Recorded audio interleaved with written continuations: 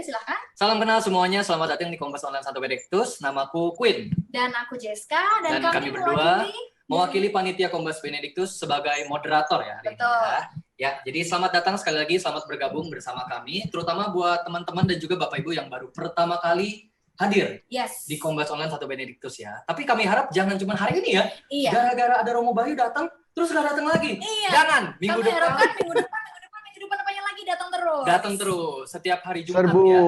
Minggu depan serbu. Yes, betul. Nah, teman-teman semuanya sekarang kita akan mute ya, mic semua teman-teman biar suaranya nggak balapan, biar juga kameranya nggak loncat-loncat ya. Betul. Kita akan mute semuanya dulu. Yes, dan kalau bisa Bapak Ibu teman-teman yang kameranya belum nyala, yuk nyalain kamera biar kita bisa sama-sama saling bertemu secara online. Betul, secara virtual ya. Betul. Yuk, mari silakan Bapak Ibu. Oke, sekarang kita akan mute dulu semuanya ya. Sebentar. Ya, ini sudah kita mute semuanya ya. Kitanya nggak kan? Kitanya aman? Oh, kitanya aman. tetap ini ya. Oke. Malam hari ini kita punya tema apa, Jessica? Temanya apa nih, ayo? Temanya Guardian Angel atau Malaikat Pelindung yang akan dibawakan oleh guest speaker kita ya pada malam hari ini. Yang aku akan bacakan sedikit profilnya ya. Mungkin aja ada teman-teman dan juga Bapak Ibu yang belum kenal. Walaupun kayaknya sebagian besar udah pada kenal ya, karena pasukannya Romo Bayu semua sepertinya nih. Yes. Jadi pada malam hari ini guest speaker kita bernama Rama Aji. Silahkan di Romo Bayu Aji. Romo Bayu Aji. Aku akan bacakan sedikit profilnya ya. Jadi Romo Bayu biasanya dipanggil Rama katanya. Betul. Ya, dipanggil Rama ya. Nanti kita coba tanya langsung ke Romonya ya. Kenapa kok Rama ya? Penasaran ya. Apakah Rama panggilan yang udah deket? Kayak kita belum pernah ketemu udah panggil Rama. Jangan makanya gitu kan. Jadi nanti kita tanya langsung ke Romonya. Romo Bayu yang biasa dipanggil Rama, seorang presbiter Keuskupan Bandung. Pegiat katekese daring Katkit. Katkit ini nama coklat bukan, Jas? Katkit tadi Ciceri bilang nama apa nih? Katkit. Katekese sedikit. Oh, yang coklat KitKat ya, bukan Katkit ya. Bukan. Katekese sedikit. Ya, jadi kita mau coba langsung menyapa Romo Bayu. Selamat malam Romo Bayu. Selamat malam Romo. Romo, silakan di-unmute mic-nya karena lagi ke-mute tuh. Oke, selamat malam. Selamat malam Romo, selamat kenal. Kalau boleh tanya, kenapa dipanggilnya Rama ya? Iya, karena saya dari Keuskupan Bandung. Kalau orang Bandung kan ngomongnya bahasa Sunda. Jadi kalau orang Bandung ngomongnya nggak Romo, tapi Rama. Berarti aku panggilnya Romo Rama atau Rama aja? Kalau Romo itu kalau di Bandung kan karena bahasa Sunda, jadi ngomongnya Rama. Gitu. Rama. Tapi kalau nggak biasa nggak apa-apa. Panggil Romo boleh, panggil pastor boleh, panggil Rama boleh, panggil pater boleh. Asal jangan panggil gua suster, itu aja deh. Itu genre keliru kalau begitu ya. Berarti kita minta izin untuk panggil Rama juga ya, biar boleh, lebih... iya. Terima kasih banyak untuk Rama Bayu ya. Jadi Rama Bayu. Terima kasih banyak untuk Rama yang sudah menyempatkan waktunya nih untuk bergabung bersama Kompas Benediktus. Kami harap ini nggak cuma yang ini pertama kali kah? Pertama kali ya. Kami harap bukan cuma yang pertama ya. Ada kedua, ketiga dan seterusnya ya. Dan sebentar lagi kita akan masuk ke sesi sharing dari Rama Bayu tentang Guardian Angel atau Malaikat Pelindung ya. Tapi sebelumnya kita akan mulai dengan pujian. Puji-pujian dulu ya. Dengan pujian. Yes. Sebentar kami akan share liriknya ya. Jadi Bapak Ibu teman-teman, kita sebelum masuk ke sesi sharing, kita siapkan hati dan pita suara kita ya. Betul. Untuk memuji memuliakan Allah. Kita akan menyanyikan satu lagu yang aslinya dari doa ya. Betul. Lalu dibikin jadi lagu oleh salah satu katekis. Iya, pendiri dari Katolisitas, yaitu Ibu Ingrid T. Betul. Atau yang kami akrab panggil Ci Ingrid. Lagunya dengan judul Datanglah Roh Kudus. Kami harap Bapak Ibu teman-teman di rumah bisa ikut menyanyi. Harus ikut menyanyi ya. Walaupun di mute, kami harap bisa ikut bersama-sama menyanyikan. Iya.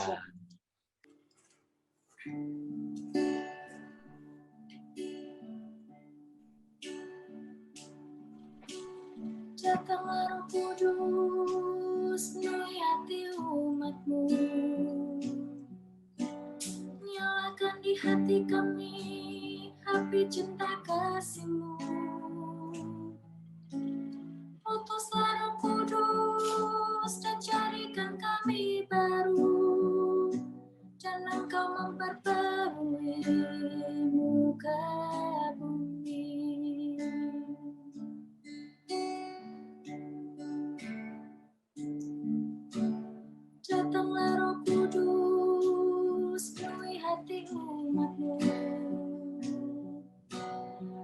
nyalakan di hati kami api cinta kasih-Mu. Utuslah Roh Kudus dan jadikan kami baru, dan Engkau memperbarui muka bumi. Ya Allah, yang dengan terang Roh Kudus mengajar hati umat beriman. Berilah agar dengan Roh Kudus yang sama kami dapat menjadi sungguh bijaksana dan selalu menikmati penghiburannya. Demi Yesus Kristus Tuhan kami.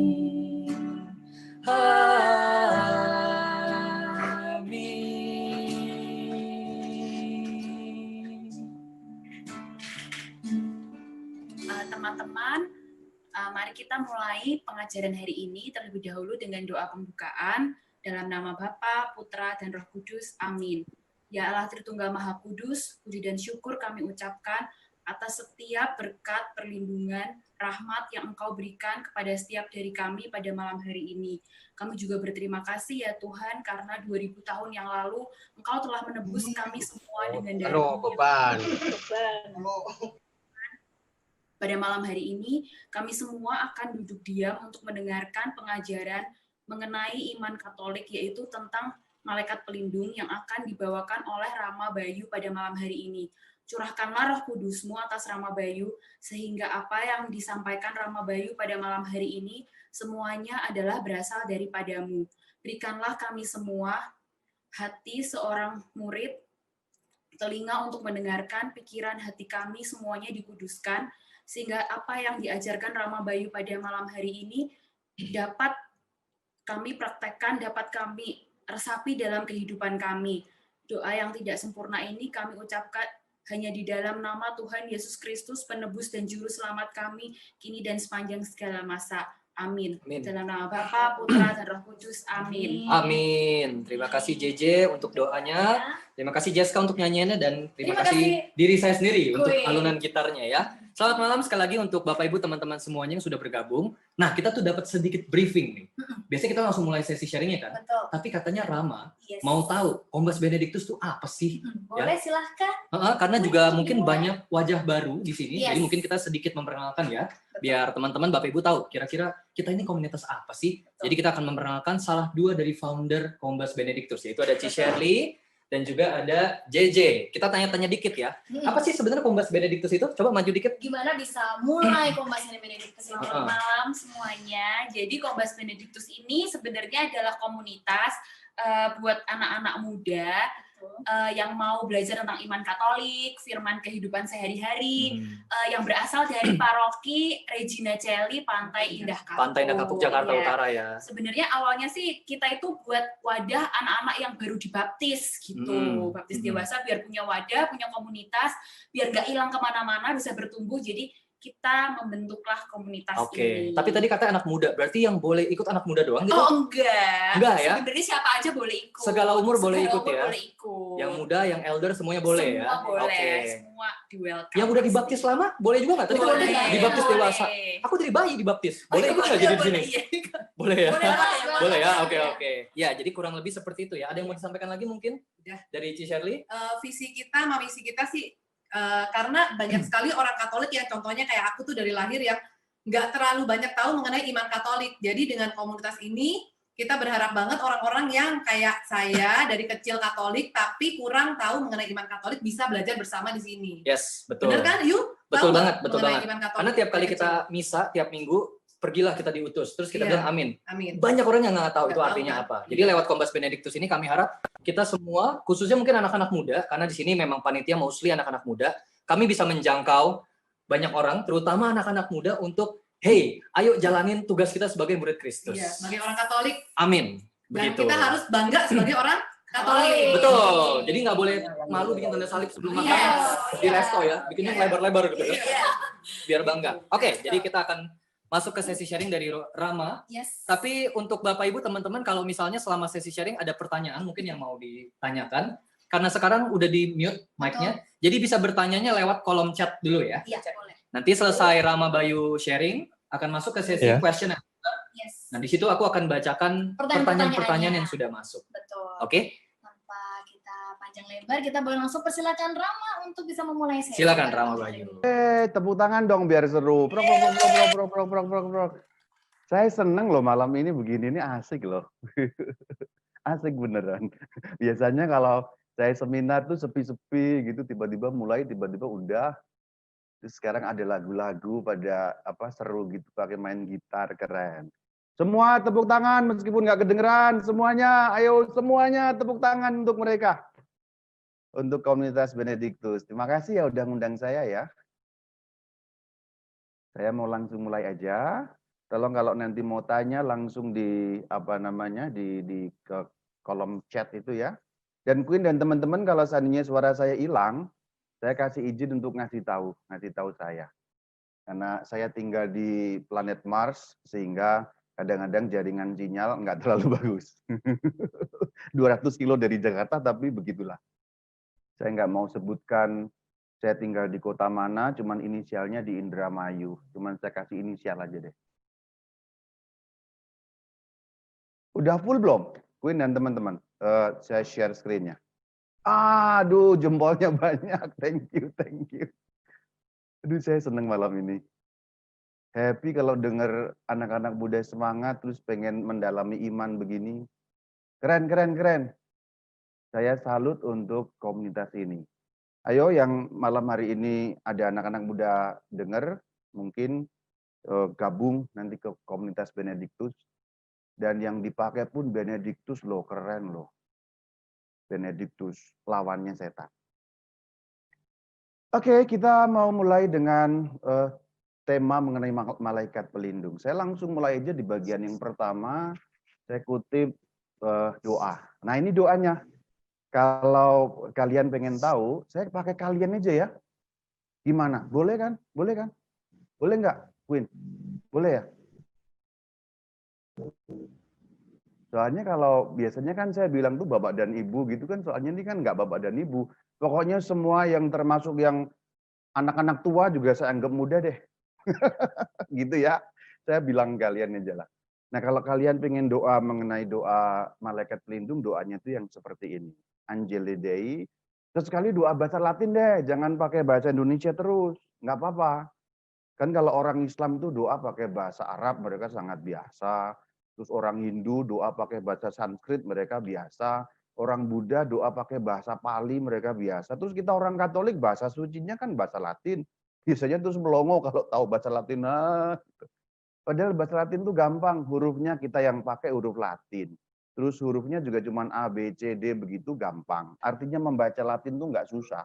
Hampir boleh dikatakan hampir 100% sama kayak bahasa Indonesia sih. Ini dibaca Angele Dei qui custos esmei metibi commissum pietate superna. Hodie illumina custodi regi et guberna. Amin. Nah ini doanya. Nanti saya kasih ini slide ini biar bisa doa bareng-bareng juga. Doa malaikat pelindung. Nah inilah doa malaikat pelindung. Sayangnya saya tidak menemukan terjemahan dalam bahasa Indonesia yang standar. Saya buka buku-buku doa dalam bahasa Indonesia, termasuk buku yang paling resmi untuk buku doa dalam bahasa Indonesia, yaitu puji syukur itu nggak ada. Sayang sekali bahwa doa yang cukup penting tidak diterjemahkan dalam bahasa Indonesia. Ya sudah, saya kutip bahasa Latinnya saja kalau begitu. Berikutnya saya mau menjelaskan mengenai ajaran gereja. Sebenarnya ajaran gereja mengenai yang namanya malaikat pelindung itu nggak banyak sebenarnya. Hanya satu poin. Jadi paling kita ngomong 5 menit juga udah kelar sebenarnya. Yuk kita lihat apa yang menjadi ajaran gereja mengenai malaikat pelindung. Ada di KGK. KGK itu Katekismus Gereja Katolik nomornya 336. Nah itu kalimatnya seperti itu. Nanti kita bisa dalami sama-sama. Ini kalimatnya rada panjang sih. Terus ini teks Latinnya. Nah, saya kutip aja teks Latinnya, biarin dah. Biar kalian juga lihat teks Latin itu kayak apa gitu. CCE itu Catechismus Catholicae Ecclesiae. Nah, itu CCE. CCE itu bahasa Latin, untuk KGK tadi sebenarnya sama aja. KGK Katekismus Gereja Katolik, terus CCE Catechismus Catholicae Ecclesiae, itu bahasa Latinnya. Vita humana inde asui initio ad obitum. Kan bacanya gampang kan? Coba Queen baca Queen. Atau JJ baca coba. Bisa kan? Sama itu. Mana inde Ya. suo initio ad obitum. Betul nggak? Terus ya, terus. Ayo lu baca. Dia et eurum circumdata intercessione quod autem unicique fidelium adsit angelus velut paedangogus quidam et pastor vitam dirigens nemo contradicet. Vita Christina iam hic interis societatem beatam angelorum et hominum in Deo unitorum participat in fide. Tuh, udah nilainya udah 80 begitu. Lebih gampang sih dibanding bahasa Inggris, lebih gampang sih. Kalau kita bahasa Inggris kan pakai belibet tuh, from infancy to death, itunya susah gitu sebenarnya. Kalau bahasa Latin tuh lebih gampang sebenarnya. Vita humana indi alsu initio atau bitum gitu, sebenarnya nggak terlalu susah. Ini ya cuman ini sebenarnya. Tapi kita dalami pelan-pelan yuk, sambil saya kutip teks Latinnya biar terjemahannya kita bisa cek benar apa enggak atau akurat apa enggak. Saya mau baca panjangnya dulu deh. Sejak masa anak-anak sampai pada kematiannya, malaikat-malaikat mengelilingi kehidupan manusia dengan perlindungan dan doa permohonan. Seorang malaikat mendampingi setiap orang beriman sebagai pelindung dan gembala, supaya mengantarnya kepada kehidupan.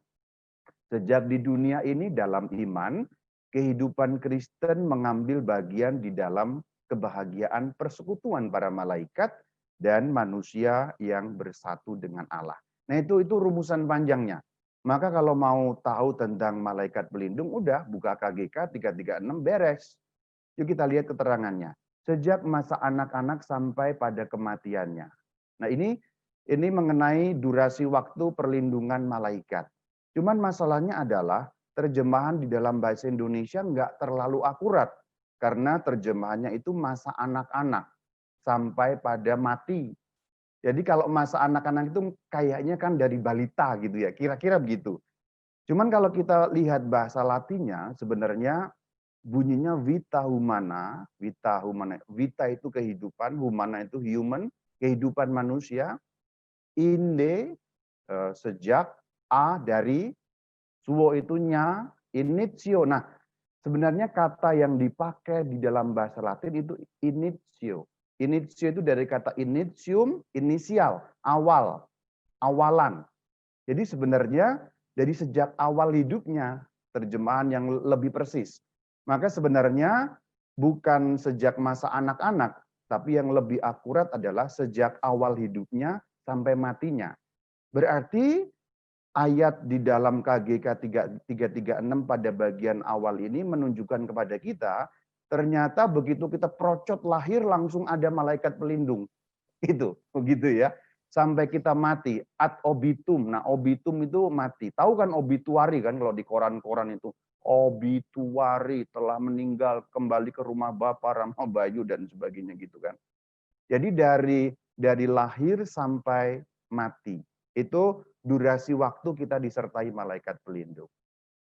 Dengan apa? Ada dua hal. Dengan perlindungan dan doa permohonan. Oh, berarti ternyata para malaikat pelindung itu melindungi kita. Terutama ya, dari serangan-serangan hal-hal gaib yang kita tidak mampu melihatnya. Karena kan ada serangan yang sifatnya jasmani tuh. Kalau kita mau dipalak orang, kita mau dirampok orang, ada orang jatuh kan kelihatan. Itu sebenarnya nggak terlalu susah. Ya sesekali kita dijahatin orang, iya sih. Cuman maksudnya kalau kita lihat orang mau malak kita kan kita kabur, kita ngacir, beres gitu.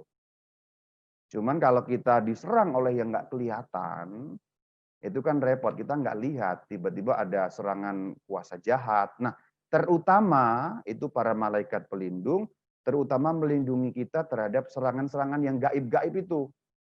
Saat kita tidur misalnya. Nah, saat kita tidur itu saat yang rawan sekali karena kita berada di dalam situasi yang tidak sadar. Maka serangan-serangan roh jahat itu sangat mudah kena pada kita ketika kita sedang bobo, sedang tidur.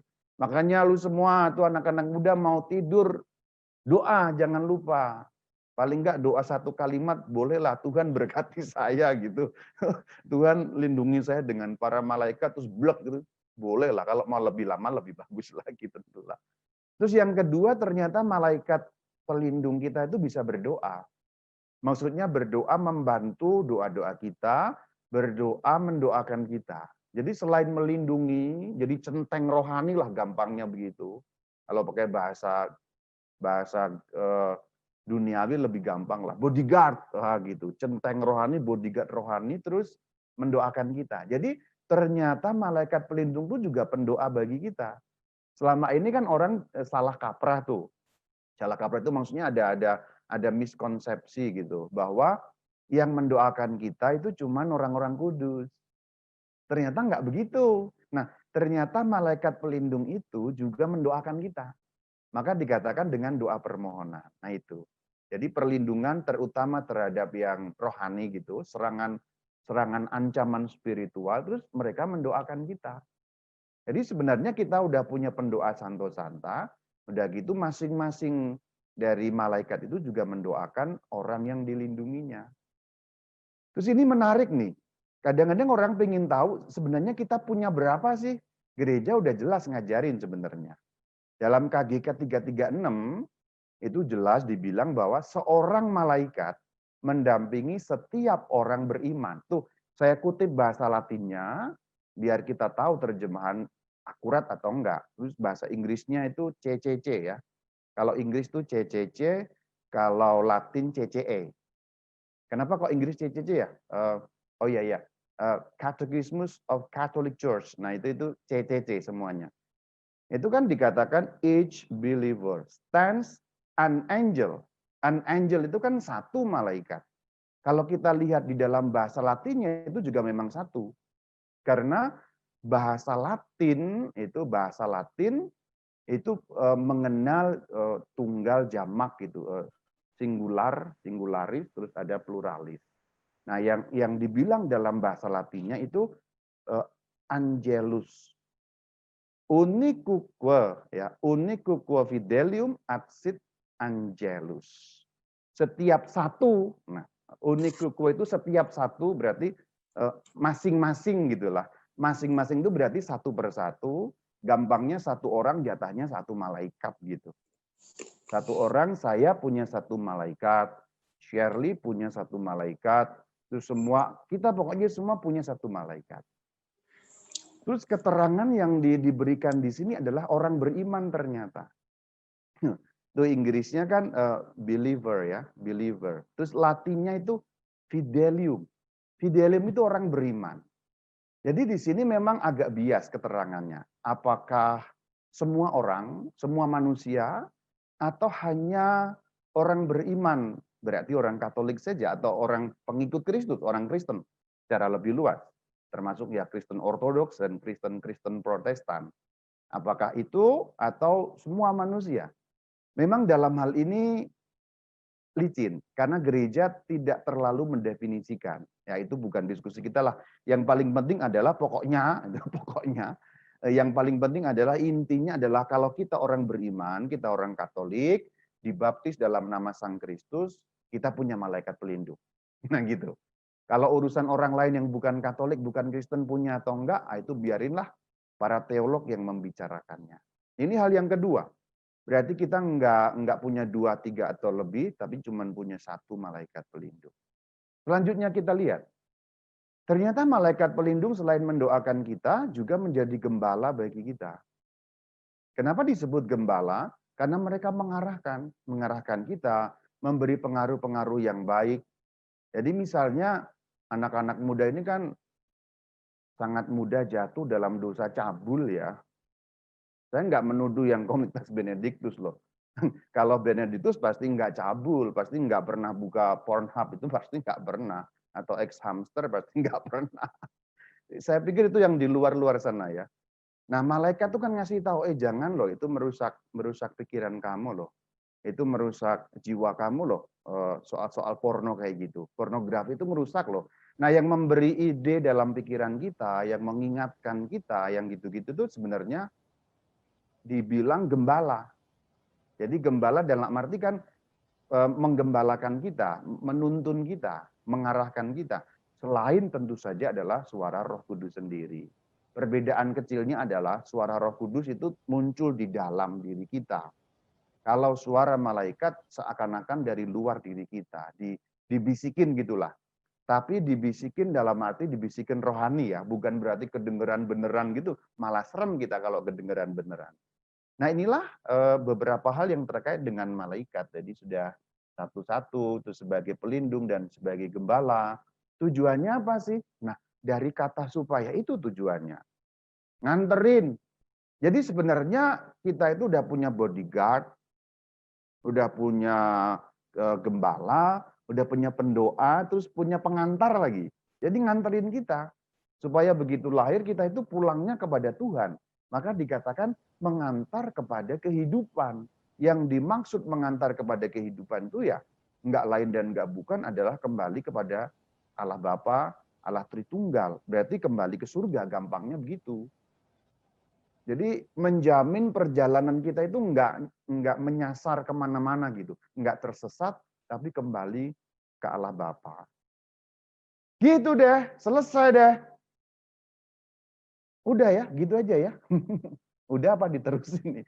Jadi kalau kita buka ajaran gereja cuman begitu sih, satu poin, satu nomor di KGK beres. Cuman kadang-kadang orang tuh kan tanya ayatnya ada di mana. Biasanya tuh orang-orang mata ayatan tuh ayatnya di mana Romo? Yaudah saya kasih. Ada nggak ayatnya Rama? Ada. Ayat, ya mah ayat. Kata orang Sunda ayat. Maka yang kedua saya mau bilang mengenai dasar Alkitabiah. Jadi maksudnya tadi kenapa di KGK 336 gereja Katolik bisa bilang kayak gitu tuh ngarang apa gimana? Kagak ngarang bro. Kita lihat nih. Matius 18 ayat 10 jelas banget nih. Ini perkataan Sang Kristus nih, junjungan kita nih. Bunyinya begini. Ingatlah jangan menganggap rendah salah seorang dari anak-anak kecil ini. Karena aku, Yesus, berkata kepadamu, ada malaikat mereka di surga yang selalu memandang wajah Bapakku yang di surga. Jadi bicara mengenai anak-anak kecil kan. Terus setelah itu bicara mengenai malaikat mereka. Malaikatnya siapa? Yang dimaksud malaikatnya anak-anak kecil tadi. Nah itu yang dimaksud. Ayat ini jelas. Ini nggak usah pakai tafsiran lah ini. Ini nggak usah pakai debat, nggak usah pakai tafsiran.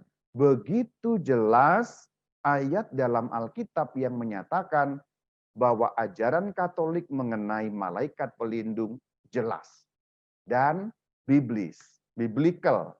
Biblical itu maksudnya Alkitabiah. Sesuai dengan Alkitab, ada landasannya, ada dasarnya dalam Alkitab. Sebenarnya satu ayat ini cukup sih. Cuman saya mau kasih beberapa ayat pendukung sih. Supaya apa sih? Ya kadang-kadang orang tuh masih mata ayatan gitu. Ayatnya di mana? Kadang-kadang kalau orang udah bisa tanya ayatnya di mana itu kan merasa juara gitu. Ayatnya di mana? Padahal seorang Katolik itu sebenarnya nggak boleh tanya ayatnya di mana. Pertanyaan seorang Katolik adalah bagaimana ajaran gereja? Nah begitu. Karena ajaran gereja pasti ada ayatnya. Entah dalam Alkitab, entah dalam tradisi suci. Maka tadi saya mulai dari ajaran gereja. Karena kalau kita kembali ke soal sejarah, bahkan Alkitab itu kan diajarkan oleh gereja. Jadi Alkitab itu justru bagian dari ajaran gereja. Kanon Alkitab yang bikin gereja Katolik. Ya kan gitu. Sebenarnya kan Katolik ini yang bikin segala-galanya kan Katolik. Seluruh kekristenan ini kan tanda petiknya ya. Yang bikin ya Katolik. Orang-orang yang ono-ono itu punya Alkitab siapa yang bikin? Siapa yang ngumpulin? Kalau dulu kagak dikumpulin sama gereja Katolik, kagak ada bro. Gitu. Itu maksudnya. Maka ajaran gereja dulu, baru Alkitabiahnya apa gitu. Jadi Alkitab yang sekarang kita pegang itu kalau nggak ada gereja Katolik nggak mungkin ngumpul. Jadi itulah kerennya gereja Katolik, gereja yang paling tua dan nyambung sampai zaman para rasul. Tentu kita bukan untuk sombong, tapi kita untuk bersyukur bahwa kita berada di gereja yang didirikan langsung oleh Sang Kristus. Dalam ini menyimpang tapi untuk menguatkan kita semua, terutama anak-anak muda. Kan dikatakan dalam Injil Matius 16, 18, 19 itu. Engkau adalah Petrus, di atas batu karang ini aku akan mendirikan gerejaku. Gerejaku yang dimaksud itu siapa? Atau gereja yang mana? Gereja yang satu, kudus, katolik, dan apostolik. Nama pendeknya gereja Katolik. Didirikan di atas Petrus. Petrus itu digantikan siapa? Paus. Berarti gereja Katolik, jelas itu. Kembali ke sini. Ayat yang berikutnya ada dalam Injil Lukas. Tadi kan dibilang di KGK kan, dari initio ya, awal hidup sampai obitum. Obitum itu mati. Kita lihat. Nah ini matinya sekarang nih. Lukas 16:22. Kemudian matilah orang miskin itu lalu dibawa oleh malaikat-malaikat ke pangkuan Abraham. Jadi kalau kita meninggal dunia yang nganterinnya malaikat sih. Terus Mazmur 34 ayat 8. Malaikat Tuhan berkemah di sekeliling orang-orang yang takut akan Dia. Takut akan Dia maksudnya kan orang-orang beriman. Jadi ini jelas banget Mazmur dari Perjanjian Lama. Ini juga nih Mazmur 91 ayat 11. Sebab malaikat-malaikatnya akan diperintahkannya kepadamu untuk menjaga engkau di segala jalanmu. Menjaga, melindungi, malaikat pelindung, guardian angel. Nah jelas. Terus ini kitab Tobit juga. Tadi kan KGK bilang bahwa malaikat berdoa kan, berarti kan menyampaikan doa kan. Ini ada ayatnya, Tobit 12:12. Referensinya juga ada di 12 ayat 15. Makanya ketika engkau, nah yang dimaksud engkau ini kan Tobias, anaknya Tobit. Dan Sarah, istrinya, berdoa maka ingatan akan doamu itu kusampaikan ke hadapan kemuliaan Tuhan. Berarti menyampaikan doa itu berarti apa ya? Mendoakan juga. Menyampaikan doa orang beriman ke hadapan Tuhan itu kan berarti mendoakan juga. Rama, tolong doakan saya biar lulus. Kan lu pengen lulus. Saya menyampaikan, Tuhan saya berdoa untuk si Anton biar lulus. Nah kan saya menyampaikan doanya Anton. Berarti saya mendoakan. Berarti malaikat ini mendoakan. Malaikat siapa sih? Dalam ayat 15 jelas, aku ini Rafael, satu dari ketujuh malaikat. Berarti malaikat juga berdoa buat kita. Ini juga jelas dalam Ayub 33:23. Jika di sampingnya ada malaikat untuk menyatakan jalan yang benar, maka ia akan mengasihaninya. Ia itu Allah. Jadi kalau ada malaikat dalam arti itu membantu orang itu, maka Allah kemudian mengasihani. Berarti maksudnya malaikat itu membantu mendapatkan belas kasih Allah. Membantu orang. Membantu yang didampingi itu. Nah gitu maksud ayat ini. Itu dari ayat-ayat atau dasar Alkitabiahnya. Nah dibilang kan malaikat itu di surga. Kok sekarang turut campur kepada manusia ya? Karena jelas diberi, boleh dikatakan tugas. Tugas mereka itu tadi itu. Yang paling utama itu nganterin sebenarnya. Nganterin kita supaya dari lahir procot, terus kita mati masuk ke hadirat Tuhan. Intinya itu sih sebenarnya. Menjadi teman gitu. Tapi tugasnya macam-macam ya. Mendoakan ya segala macam tadi. Tapi intinya nganterin kita. Biar kita jangan sampai masuk ke tempat siksaan. Jangan sampai masuk ke eternum dan nandum. Ya, hukuman kekal. Neraka kalau dalam bahasa kita sehari-hari. Terus kita lihat kok bisa begitu sih malaikat katanya di surga kan. Iya benar sih, malaikat memang di surga. Cuman mereka ternyata naik turun. Jadi mereka nggak cuman ongkang-ongkang kaki di surga, tapi mereka tuh naik turun sebenarnya. Mereka ke surga, mereka ke bumi, mereka ke surga, mereka ke bumi, mereka ke surga, mereka ke bumi. Ya ke buminya dalam rangka membantu kita itu. Dalam rangka ya menjadi gembala bagi kita, mendoakan kita dan segala macam tadi. Apa ada ayatnya Romo? Tuh mata ayatan lagi deh. Ada, tapi ada ayatnya memang. Yohanes 1 ayat 51. Lalu kata Yesus kepadanya, sesungguhnya aku berkata kepadamu. Nah, Kalau dibilang aku berkata kepadamu ini serius. Kalau dalam bahasa Latin ini bunyinya amen amen diko vobis. Jadi 2 kali amen biasanya. Amen amen diko vobis. Diko aku berkata, vobis kepada kalian. Engkau akan melihat langit terbuka dan malaikat-malaikat Allah naik turun. Jadi memang malaikat itu naik turun ke surga, ke bumi, ke surga, ke bumi. Sejak perjanjian lama pun jelas. Loh tadi kan kepada anak manusia berarti kepada Tuhan Yesus ya Rama ya. Enggak cuman itu, kepada umatnya juga yang percaya. Kita lihat nih, Kejadian 28:12. Maka bermimpilah ia. Nah, yang dimaksud ia di situ siapa? Ada yang tahu nggak? Shirley, siapa itu? Kejadian 28:12. Biar kagak ngantuk nih. Shirley, siapa ayo? Tahu nggak? Kejadian 28:12, bermimpilah ia, yang dimaksud siapa tuh? Apa ya, Bang? Yakub. Siapa? Yakub. Tuh kan, keren kan? Makanya Yakub. anak-anak muda yang di sini gabunglah ke komunitas Benediktus. Begitu saya tanya langsung tahu loh ini Yakub. Padahal nggak saya kasih tanda kurung, ini saya sengaja nih. Yang tadi kan saya kasih nih Yesus tanda kurung gitu kan. Yang ini enggak.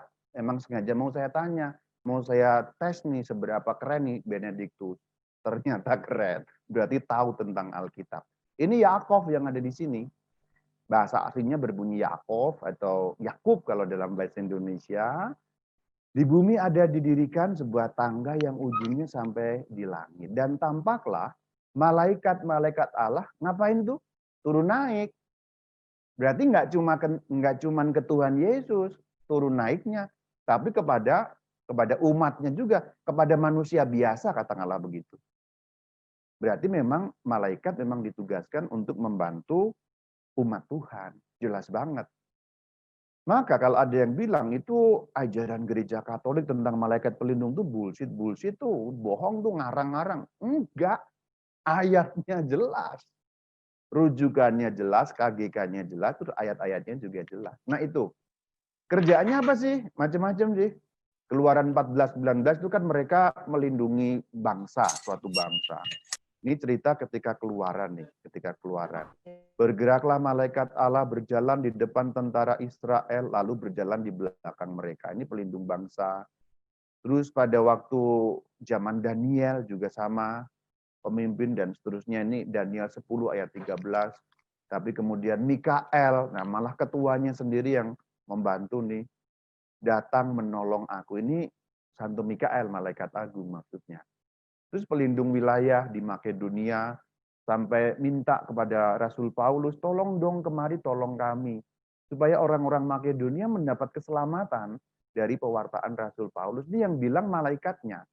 Jadi kata-kata dalam Kisah Rasul 16 ayat 9, ada seorang Makedonia, itu penglihatan loh, berarti bukan manusia. Lihat, pada malam hari tampaklah oleh Paulus suatu penglihatan, visio dalam bahasa Latin. Penglihatan, berarti bukan harafiah. Maka ada seorang Makedonia, itu malaikat. Malaikatnya orang Makedonia yang meminta tolong. Berarti mereka kan mendoakan, memohon gitu.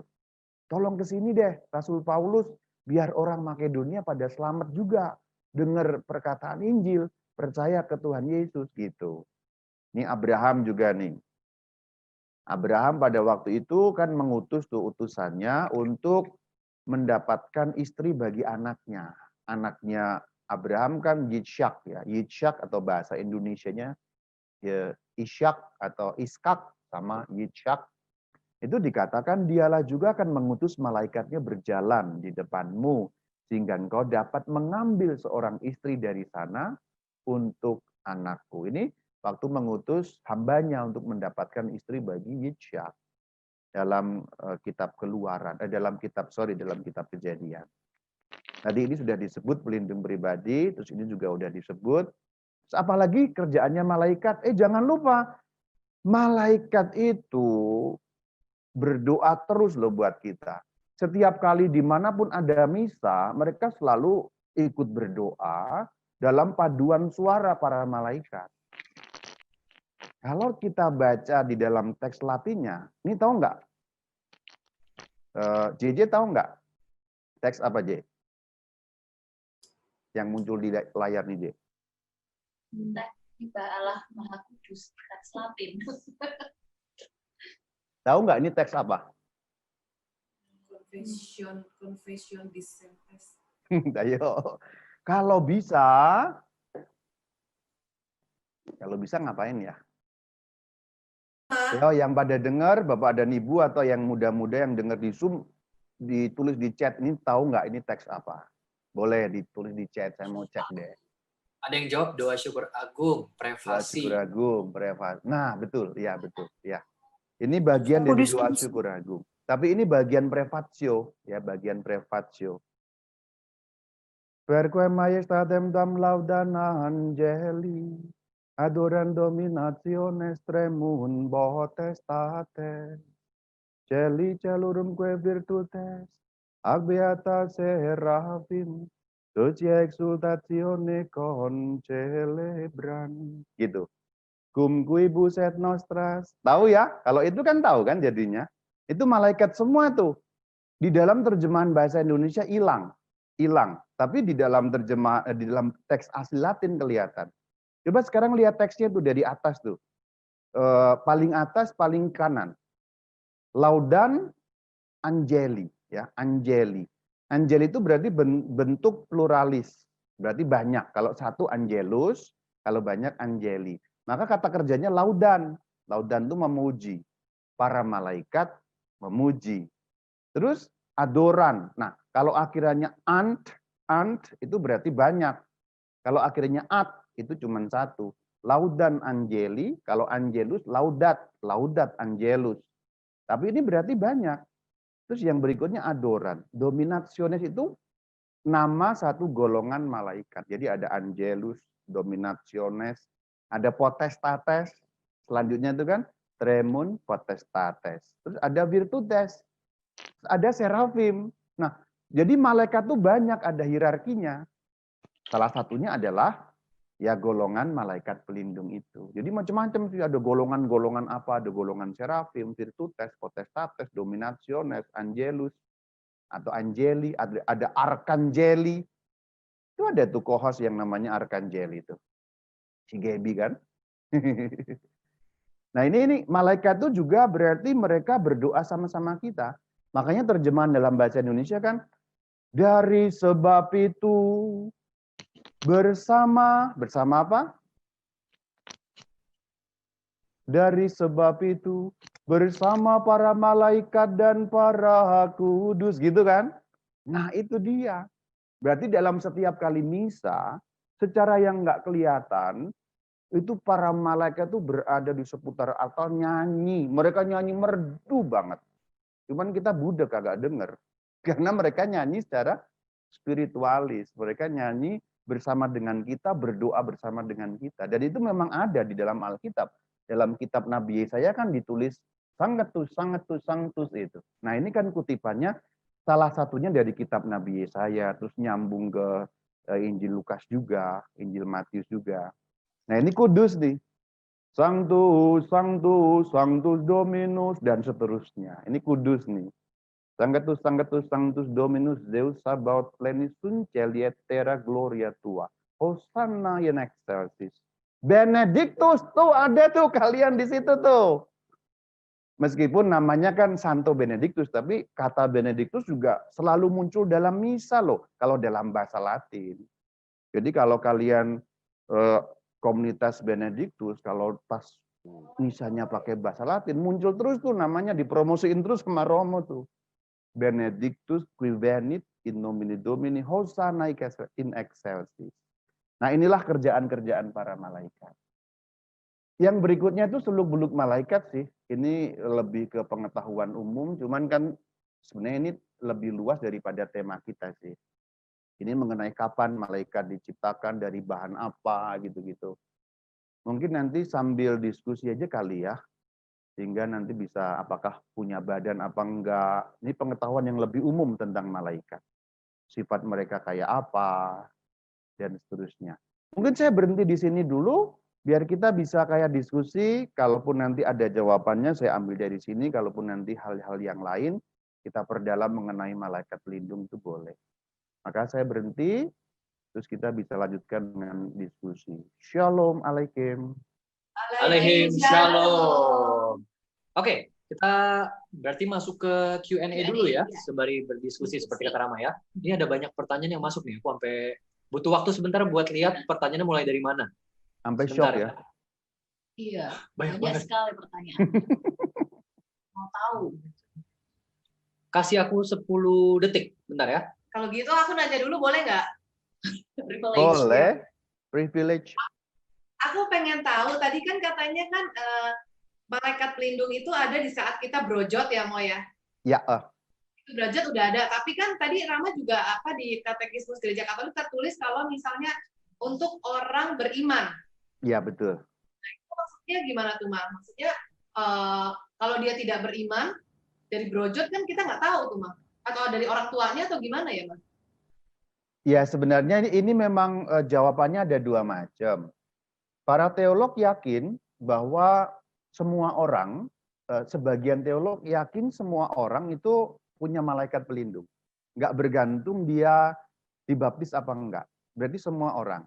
Cuman definisi yang ditulis di dalam KGK 336 tadi mau bilang bahwa kalau untuk orang beriman gereja yakin pasti ada. Nah gitu.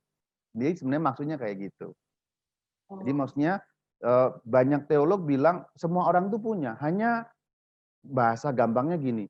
Kalau agama lain kan nggak menyadari tentang itu, nggak tahu tentang itu gitu. Mereka nggak menyadari tentang itu. Jadi maksudnya gereja bilang bahwa kalau yang kita yakin adalah orang beriman, maksudnya orang Kristen, orang Katolik gitu. Jadi memang itu ada problem teologis sebenarnya di situ. Ada diskusinya sih, bahkan sampai Santo Thomas Aquinas pun menulis tentang itu. Santo Thomas Aquinas itu teolog yang keren banget lah. Kalau baca sampai keriting, saya sampai sekarang baca Santo Thomas Aquinas nggak kelar-kelar. Udah jadi Romo berapa tahun, jadi frater berapa tahun, tapi nggak kelar-kelar. Tapi gitu ya, kira-kira ketangkep ya. Gereja mau bilang bahwa yang pasti punya itu orang beriman, gitu. Ya. Iya. Terjawab, Si Shirley? Terjawab. Terjawab ya. Thomas Aquinas ini, si Aquinaldo ini juga belajar Mas Huma teologi, Mas. Iya. Ya, Makanya Pak. rambutnya keriting kalau diperhatiin ya. Oh ya, lu belajar itu hati-hati loh, rontok loh. Saya udah mulai rontok, Mas. Syukurnya Udah masih mulai rontok nih, tunggu mulai rontok nih. Oke, aku lanjut untuk baca pertanyaannya ya. Rama, saya baru teringat sesuatu kalau memang sejak awal hidupnya, kenapa malaikat tidak membantu untuk melindungi anak-anak yang mau diaborsi? Malaikat tidak melindungi anak-anak. Oh tadi, kembali ke tadi. Kan sebenarnya aborsi itu dosa yang sifatnya jasmani ya. Malaikat terutama saya bilang, terutama melindungi yang sifatnya memang rohani ya.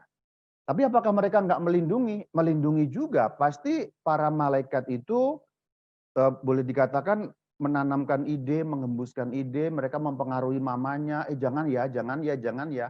Cuman kan masalahnya adalah kita nggak boleh memandang bahwa free will selalu ada. Jadi bagaimanapun malaikat itu nggak bisa ngambil kehendak bebas orang gitu. Mereka hanya ngarahin kita, nasihatin kita, ngasih hembusan ide gitu. Terus kalau ada ide jahat, mereka mau menghapus yang jahat, ide-ide di pikiran kita. Cuman gimana keputusannya kan orangnya, mamahnya itu tetap abortus, ya abortus. Tapi apakah dia nggak berusaha malaikatnya? Pasti berusaha. Mereka setengah mati berusaha. Semua kejahatan seperti itu. Semua kejahatan seperti itu. Cuman memang masalahnya adalah kalau kita makin jahat, kayak makin tuli gitu. Kalau kita makin jahat, kita makin tuli terhadap tuntunan malaikat pelindung itu. Gitu ya jawabannya ya. Oke. Lanjut. Maaf Romo Bayu, apa betul yang ada di Alkitab malaikat pelindung yang dikenal hanya 3 nama? Harusnya enggak ya, karena kan setiap orang punya malaikat masing-masing ya. Bagaimana jawabannya Rama? Nah, justru malaikat pelindung tuh nggak ada yang dikenal namanya. Jadi nggak ada satupun malaikat pelindung yang dikenal namanya. Yang dikenal 3 nama itu adalah malaikat secara umum. Semua malaikat dari kategori apapun, termasuk tadi serafim, kerubim, virtutes, dominatio, angeli, arkangeli. Jadi gampangnya dari semua malaikat kita cuma tahu 3. Nah gitu. Dari semua malaikat kita cuma tahu 3. Tapi itu bukan malaikat pelindung justru, itu malaikat agung. Makanya kita bilang, malaikat agung Santo Mikael, malaikat agung Santo Rafael, malaikat agung Santo Gabriel. Dirayakan di dalam liturgi gereja 29 September. Nah kalau malaikat pelindung beda lagi, tanggalnya 2 Oktober. Itu menunjukkan bahwa ini kelompok yang berbeda. Jadi yang 3 nama itu justru bukan malaikat pelindung. Bukan malaikat pelindung, mereka arkangeli.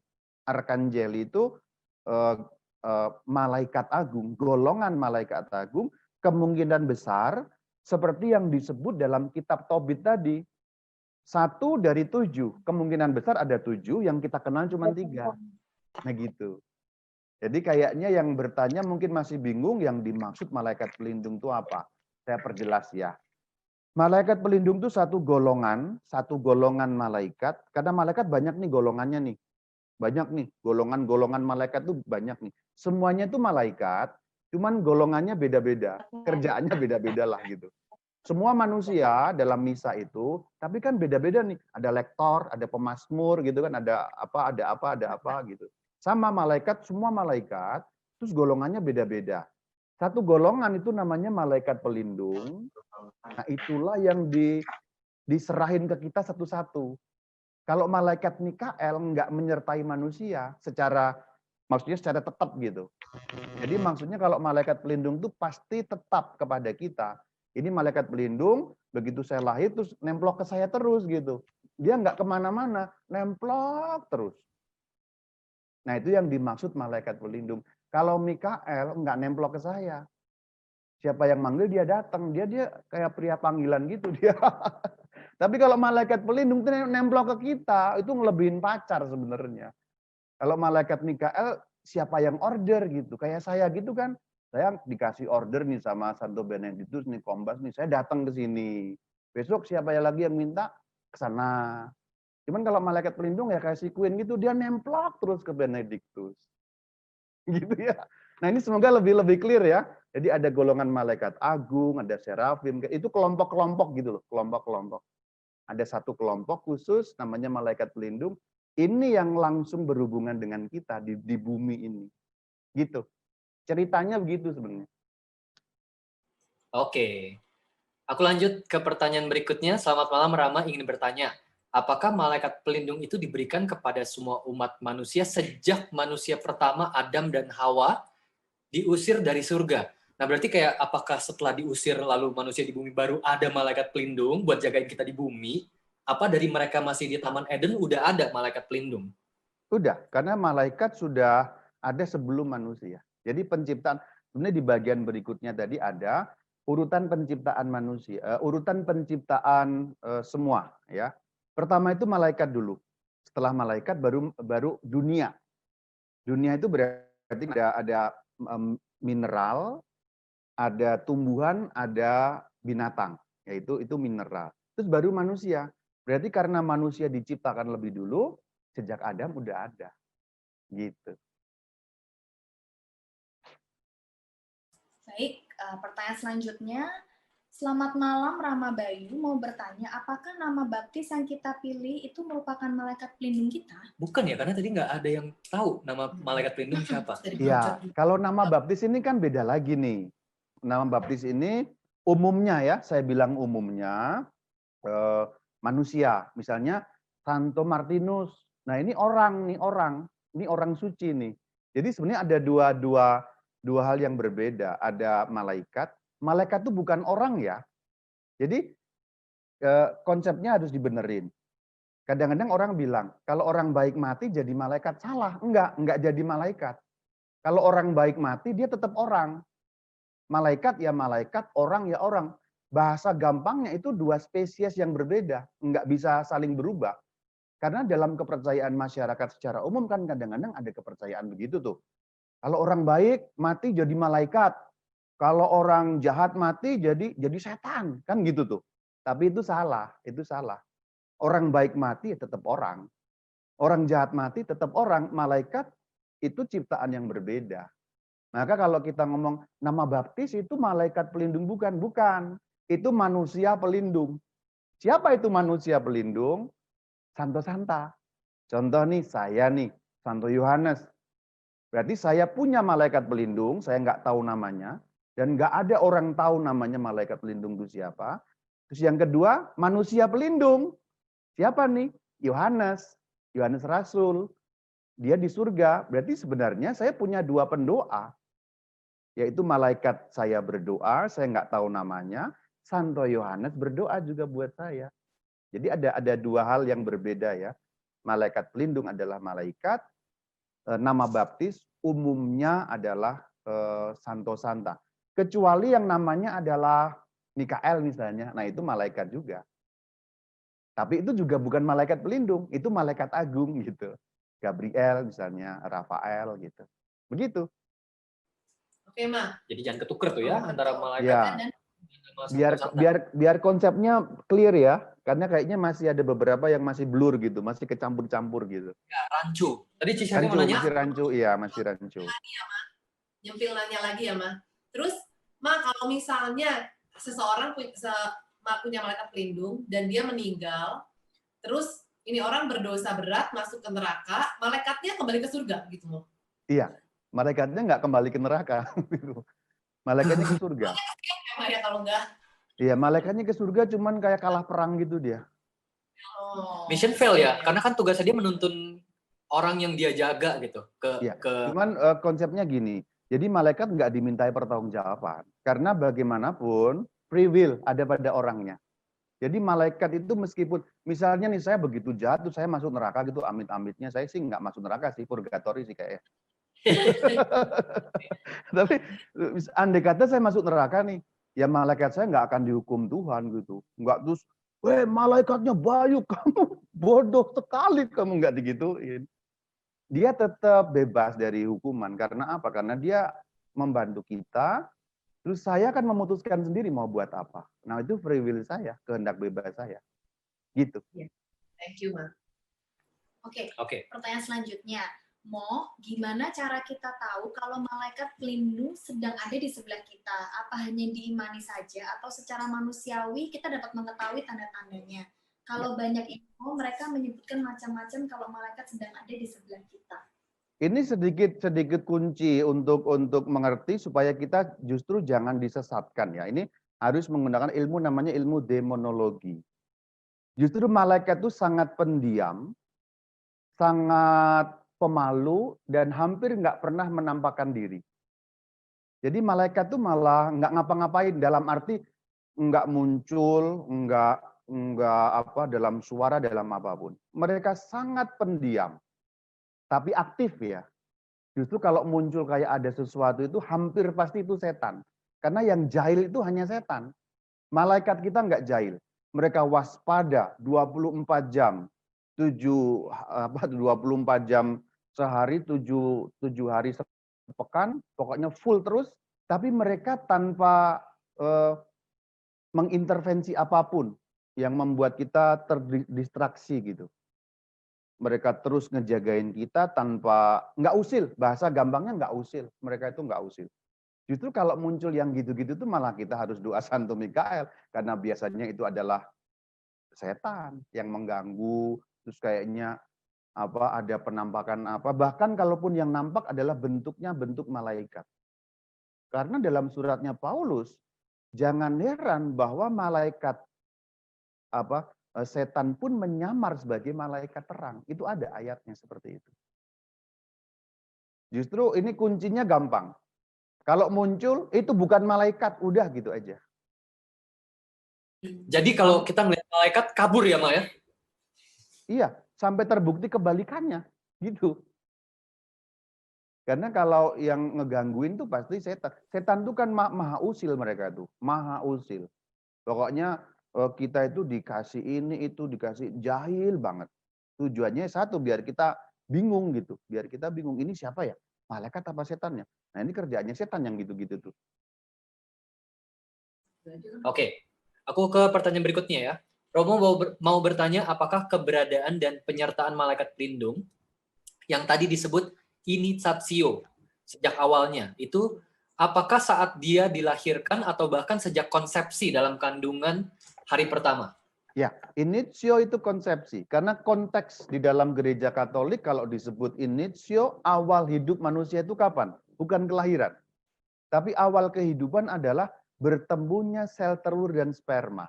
Makanya abortus itu di umur kehamilan berapapun selalu merupakan pembunuhan. Jadi kalau kepercayaan umum kan kadang-kadang ada yang bilang itu baru setelah 40 hari baru orang. Setelah ada dut gitu katanya begitu. Ada kedut-kedut di perut. Nah itu kedut-kedut itu karena udah bentuknya udah cukup gede sehingga mamanya kerasa. Lah kalau cuman baru segede kacang gimana mau kerasa coba? Itu tanya ibu-ibu tuh. Ya bener ada dut. Saya sih nggak tahu ya, cuman dikasih cerita, saya nggak pernah hamil ya. Katanya kalau udah berapa bulan, 40 hari atau berapa ada denyut-denyutnya. Ya iyalah, itu kan makin gede hanya karena itu. Tetapi begitu konsepsi terjadi, itulah initio gitu. Detik itu juga initio, itu orang. Oke. Pertanyaan berikutnya, ini kalau pertanyaan sudah terjawab, kita skip ya. Kita lanjut ke pertanyaan berikutnya. Doa Angelus jam 6, 12, dan jam 6 malam, apakah doa ini khusus kita berdoa ke malaikat? Doa Angelus, oh beda lagi kalau itu. Kalau doa Angelus justru menghormati Yesus Kristus dalam inkarnasi penjelmaannya. Memang menyebut malaikat, betul. Kita menghormati malaikat itu betul, tetapi justru arahnya kepada Sang Kristus yang menjadi manusia. Memang kalimat pertamanya kan Angelus Domini Nunciavit Mariae gitu ya. Tapi dalam doa selanjutnya kan kita baru lihat, marilah kita berdoa, ya Allah. Nah itu. Jadi seruannya kepada Allah. Ya Allah, karena kabar malaikat. Nah, jadi doanya itu justru bukan kepada malaikat, bukan menghormati malaikat secara khusus meskipun disebut di sana, tapi menghormati Yesus yang menjelma sebagai manusia. Coba saya bacakan teksnya ya, saya ucapkan teksnya kan. Setelah marilah berdoa, ya Allah gitu kan, karena kabar malaikat kami mengetahui bahwa Yesus Kristus menjadi manusia dan seterusnya dan seterusnya. Jadi kalimat pertamanya itu seringkali menentukan ini doa kepada siapa. Contohnya tadi itu Angele Dei. Nah itu Angele Dei itu berarti ya malaikat Allah gitu. Gitu ya? Masih ada? Masih ada. Wih, Tapi antusias luar biasa. baca dong, chatnya banyak banget. Tapi apparently yang masih banyak masuk ini masih suka bertanya ini ya, kayak malaikat pelindung kita ada berapa, terus namanya siapa. Jadi mengutip kembali tadi apa yang Rama ajarkan tentang malaikat pelindung. Malaikat pelindung kita hanya satu ya, dan tidak ada yang tahu namanya siapa ya. Ya. Saya mau nambahin juga ya, kalau ada yang mengaku dengan nama tertentu, itu adalah demon. Pasti demon kalau itu. Itu dalam ilmu demonologi jelas. Karena malaikat pelindung tidak memberitahukan namanya. Jadi kalau ada yang bilang misalnya tiba-tiba ditampakin atau ada suara atau apa, aku adalah malaikat pelindungmu, namaku adalah kuing kuing kuing kuing. Misalnya begitu. Kuing kuing kuing kuing gitu. Ah, ini pasti demon nih. Karena malaikat pelindung nggak ngasih tahu namanya.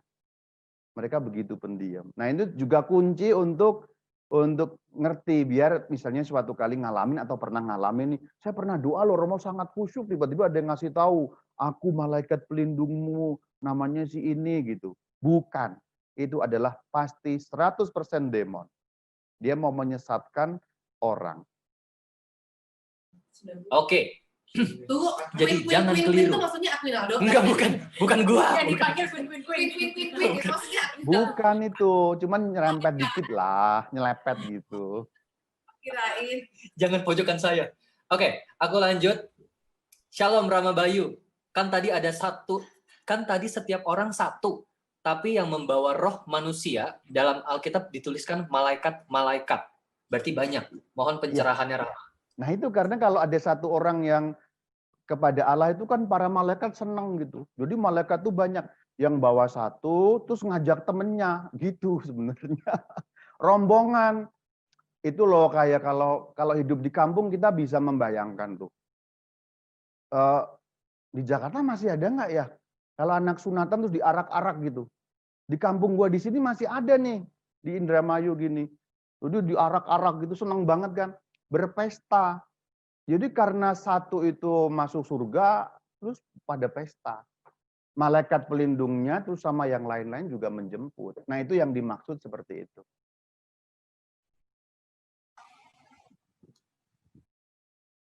Oke, kita lanjut pertanyaan berikutnya ya Rama. Berbicara tentang malaikat, saat seseorang meninggal, malaikat siapa yang menjemput roh orang yang meninggal? Malaikat pelindungnya.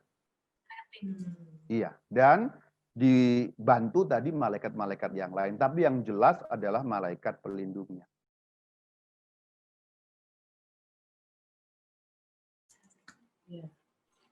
Oke, pertanyaan berikutnya Rama, cara berdoa kepada malaikat pelindung yang benar bagaimana? Tadi itu, doa yang di awal tadi itu. Iya.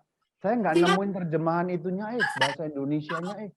Nah, aku dari kecil selalu berdoanya diajarnya begini. Malaikat Allah, engkau yang diserahi oleh kemurahan Tuhan untuk melindungi aku, terangilah, lindungilah, bimbinglah, dan hantarlah aku, amin. Itu benar nggak? Coba, pelan-pelan. Saya mau cocokin dengan teks Latinnya. Kalau saya pelan-pelan suka nggak apa tuh. Malaikat Allah, engkau yang diserahi oleh kemurahan Tuhan untuk melindungi aku, terangilah, lindungilah, bimbinglah, dan hantarlah aku, amin. Itu yang selalu aku doain dari kecil tiap hari. Nah, itu malah terjemahannya benar itu. Iya betul. Oh, cocok. Oh iya, That's it, ya. Berarti kamu udah berdoa dari dulu yang teksnya Latin tadi Rama munculin tadi, Angel J. Wih, keren. Pantesan mendirikan Benedictus. Pantesan. Nanti berarti kalau ada Bapak Ibu teman-teman yang mau translationnya, Shirley bisa bantu share nanti ya. Tapi saya nggak tahu ya, itu terjemahan dari mana gitu. Tapi itu benar, terjemahannya benar. Sesuai dengan Latinnya gitu. Oh, berarti kirim ke Rama Bayu dulu, di ACC dulu. Katanya keliru. Katanya keliru lagi terjemahannya. Udah memang pertanyaannya? Pertanyaannya kita lanjut, kita sortir dulu yang tingkatan dalam malaikat. Tapi ngomong-ngomong tadi Rama Bayu kayaknya masih mau lanjutin lagi? Atau kita tetap lanjut baca ini dulu? Lanjut baca pertanyaan atau ya, masih ada dulu aja ya, siapa tahu terjawab juga di situ. Oke. Iya. Oke. Nah, apakah ada tingkatan dalam malaikat dari tertinggi dan tugasnya? Banyak ya, Mas. Ada. Tadi di Prefatio udah saya munculin ya yang bahasa Latin tadi itu. Itu ada. Cuman memang persoalan urutan persisnya nggak ada kesepakatan di antara para teolog. Dan memang gereja juga tidak menganggap penting. Memang ada beberapa versi tingkatan. Teolog ini bilang ini, teolog ini bilang itu. Cuman memang kalau kita lihat wahyu yang diberikan kepada kita, memang nggak ada namanya wahyu definitif mengenai tingkatannya seperti apa persisnya. Bahwa ada tingkatan, betul. Itu diwahyukan juga. Tadi itu kan ada 7 malaikat yang melayani depan tahta Allah, ada yang di apa, macam-macam. Memang berbagai macam boleh dikatakan hierarkinya itu beda-beda. Tapi persisnya gimana, nggak jelas, gereja juga nggak membuat definisi, dan memang nggak penting. Pokoknya ada hierarki, ada urutan, mereka bertingkat-tingkat, tetapi persisnya gimana kita nggak tahu. Gitu. Oke, pertanyaan berikutnya, selamat malam Rama. Saya ada pertanyaan, apa benar kalau Lucifer itu awalnya adalah malaikat, namun memilih untuk meninggalkan Allah? Jadi malaikat bisa berubah dari baik jadi jahat kah? Oh, oke. Baik. Itu nanti lengkapnya silahkan diklik di YouTube Katkit ya, channel Katkit, katekesi sedikit yang judulnya Malaikat dan Setan. Jadi konsepnya begini, saya share screen lagi aja ya, karena itu ada di sana.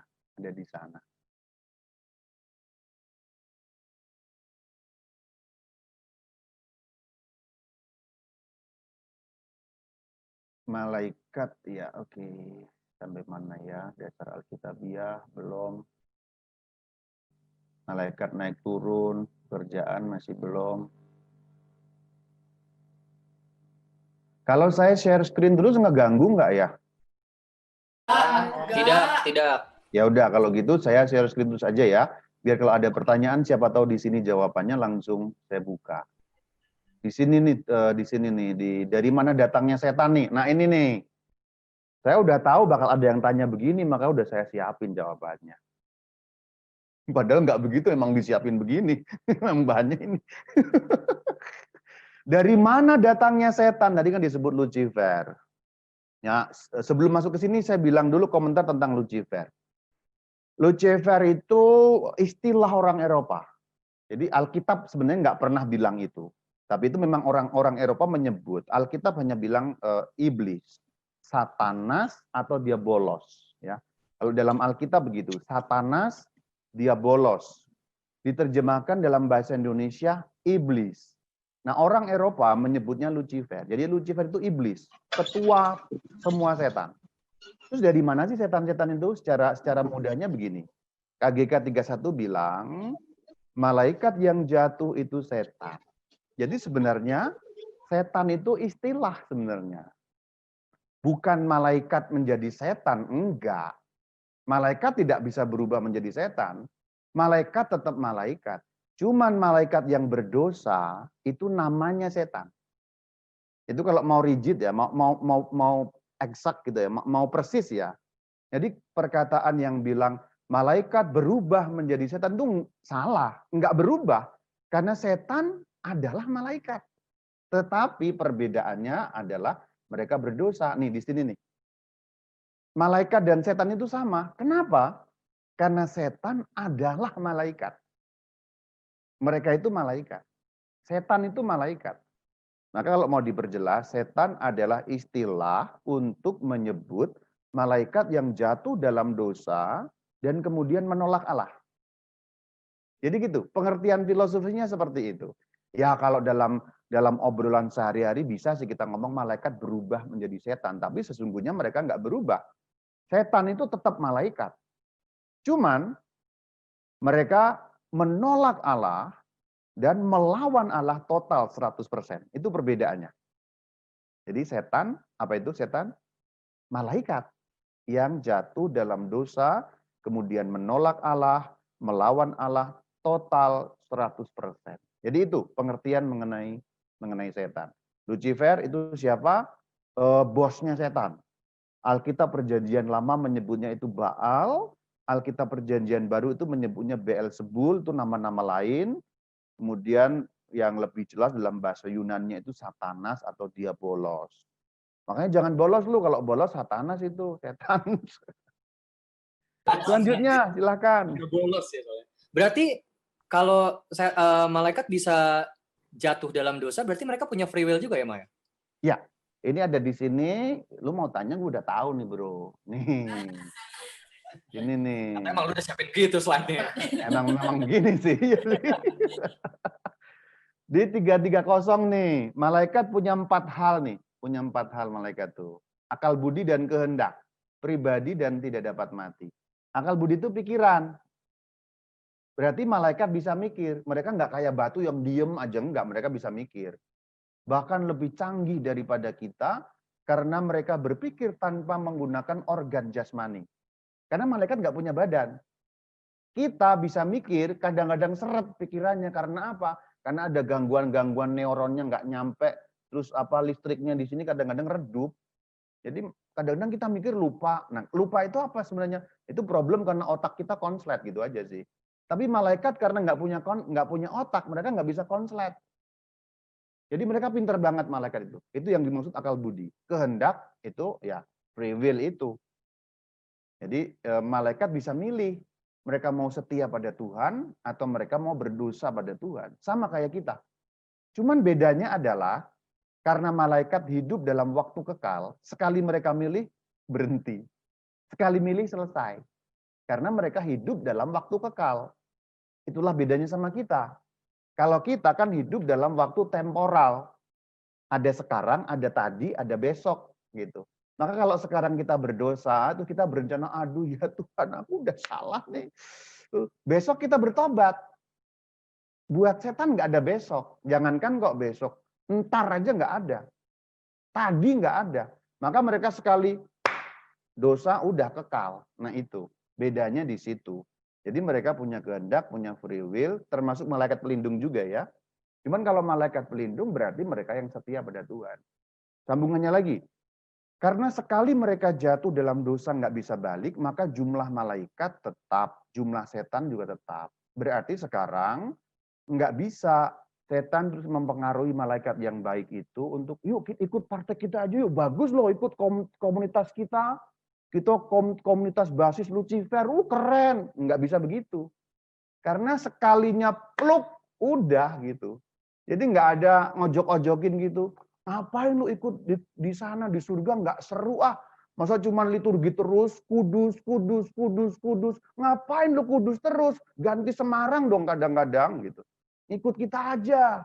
Nggak bisa. Karena mereka sekali untuk selamanya. Nah itu. Cuman bagian ini kita mesti rada filosofis nih. Nggak bisa. Mikirnya harus keren gitu. Kalau mikirnya rada lambat ya apalagi udah malam gitu ngantuk-ngantuk nggak nyampe emang sih. Mesti rada sophisticated gitu loh. Sophisticated. Kalau mikirnya cemen nggak nyampe gitu. Malaikat hidup dalam waktu kekal sekali peruk itu nyambung ke sini sih. Makanya nggak bisa diampuni. Gereja mengatakan dosanya malaikat nggak bisa diampuni. Nah ini KGK 393. Kenapa? Karena mereka udah masuk waktu kekal. Kan sama sebenarnya.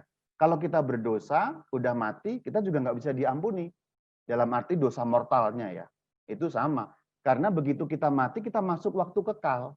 Nah itu. Itu mengenai malaikat. Jadi sebenarnya kalau kita mau benar mikirnya adalah setan istilah untuk malaikat yang berdosa dan melawan Allah. Dah itu. Tapi di satu sisi kalau dipikir berarti kita manusia yang hidup tuh kayak punya privilege ya. Karena kita jatuh dalam dosa, kita punya sakramen tobat loh. Iya, kita bisa. Nah itulah kerennya bro. Kalau lu malaikat sekali modar lu. Iya kan? Justru sebagai manusia ini kita asik banget kan? Keren Ya. loh. Gue mikir nih. Kalau gue jadi malaikat sekali salah langsung, ya aduh gimana caranya balik? Orang bisa balik maning son katanya. Kalau kita kan gagal maning son, tobat maning. Kalau orang Indramayu bilang nih begitu. Keren kan? Asik kan? Kalau setiap malaikat tuh punya pengetahuan yang berbeda-beda ya. Kayak apa sih? Infused knowledge kan dia dapatnya ya, Maya? Ya betul. Mereka infuse knowledge. Jadi nggak pakai belajar gitu. Mereka nggak menggunakan proses belajar karena hidup dalam waktu kekal tadi. Jadi ketika mereka tahu segitu ya segitu. Cuman begini. Betul, malaikat tuh ilmunya berbeda-beda tergantung hierarkinya tadi itu. Oh. Cuman bahasa gampangnya begini. Bahkan malaikat yang paling bodoh sekalipun, ini saya pakai istilah ya, nggak ada malaikat bodoh, tapi maksudnya bahkan malaikat yang paling bodoh sekalipun jauh lebih pinter daripada manusia paling pinter yang pernah ada di bumi. Jadi kalau ada malaikat yang sering diceng-cengin temannya, nggak ada sih begitu. Cuman ini gambaran manusianya ya. On banget sih lo gitu-gitu. Malaikat nggak ada begitu. Tapi kita ngegambarin kayak anak muda kan. Kadang-kadang begitu kan. Yang lemot-lemot kan diceng-cengin kan. Nah malaikat yang lemot-lemot itu sekalipun itu jauh lebih pinter daripada manusia yang pernah ada sejak zaman Adam sampai hari kiamat yang paling pinter di muka bumi ini. Gitu. Jadi kerennya mereka itu begitu. Itulah kenapa setan itu bisa nipu canggih banget loh. Tipu muslihatnya itu keren gitu. Sesekali nggak kerasa kita ditipu. Nah itu. Karena bahkan setan yang paling cemen pun lebih pinter daripada kita. Yang paling pinter. Gitu. Bener, itu tadi berarti udah baca tentang malaikat lu Shirley ya. Keren. Kita belajar bareng, Kui. Kita kan belajar bareng. Iya, benar. Belajar sama Om Thomas. Sama Om Thomas Aquinas. Oh, pantesan. Oh iya, kalian udah nyebut Thomas Aquinas. Dia kan disebut Dr. Angelikum. Pujangga malaikat, pujangga para malaikat. Keren loh. Saya makin kagum dengan kalian ini. Oh, iya. Jangan mau. Kita cuma tahu begitu doang udah. Iya tuh. Tadi gue ngomong begini apaan gunanya, bro? Sis. Udah Jessica, tahu. lanjut. Ini pertanyaan kita masih banyak karena ada 45 new Tapi message. banyak yang double kayaknya. Oh, banyak double. Oke. Banyak yang double, bener.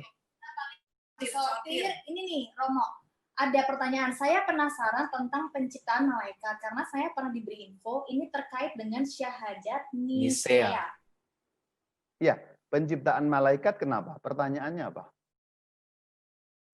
Kayaknya belum nanya deh. Kayaknya belum nanya itu tadi. Oh, iya, kayaknya nanya tentang bagaimana penciptaan malaikat. Oh, oke. Penciptaan malaikat terjadi sebelum penciptaan manusia. Betul, itu dari syahadat yang syahadat panjang itu loh. Nikea Konstantinopel kan. Credo in unum Deum. Tahu ya itu ya.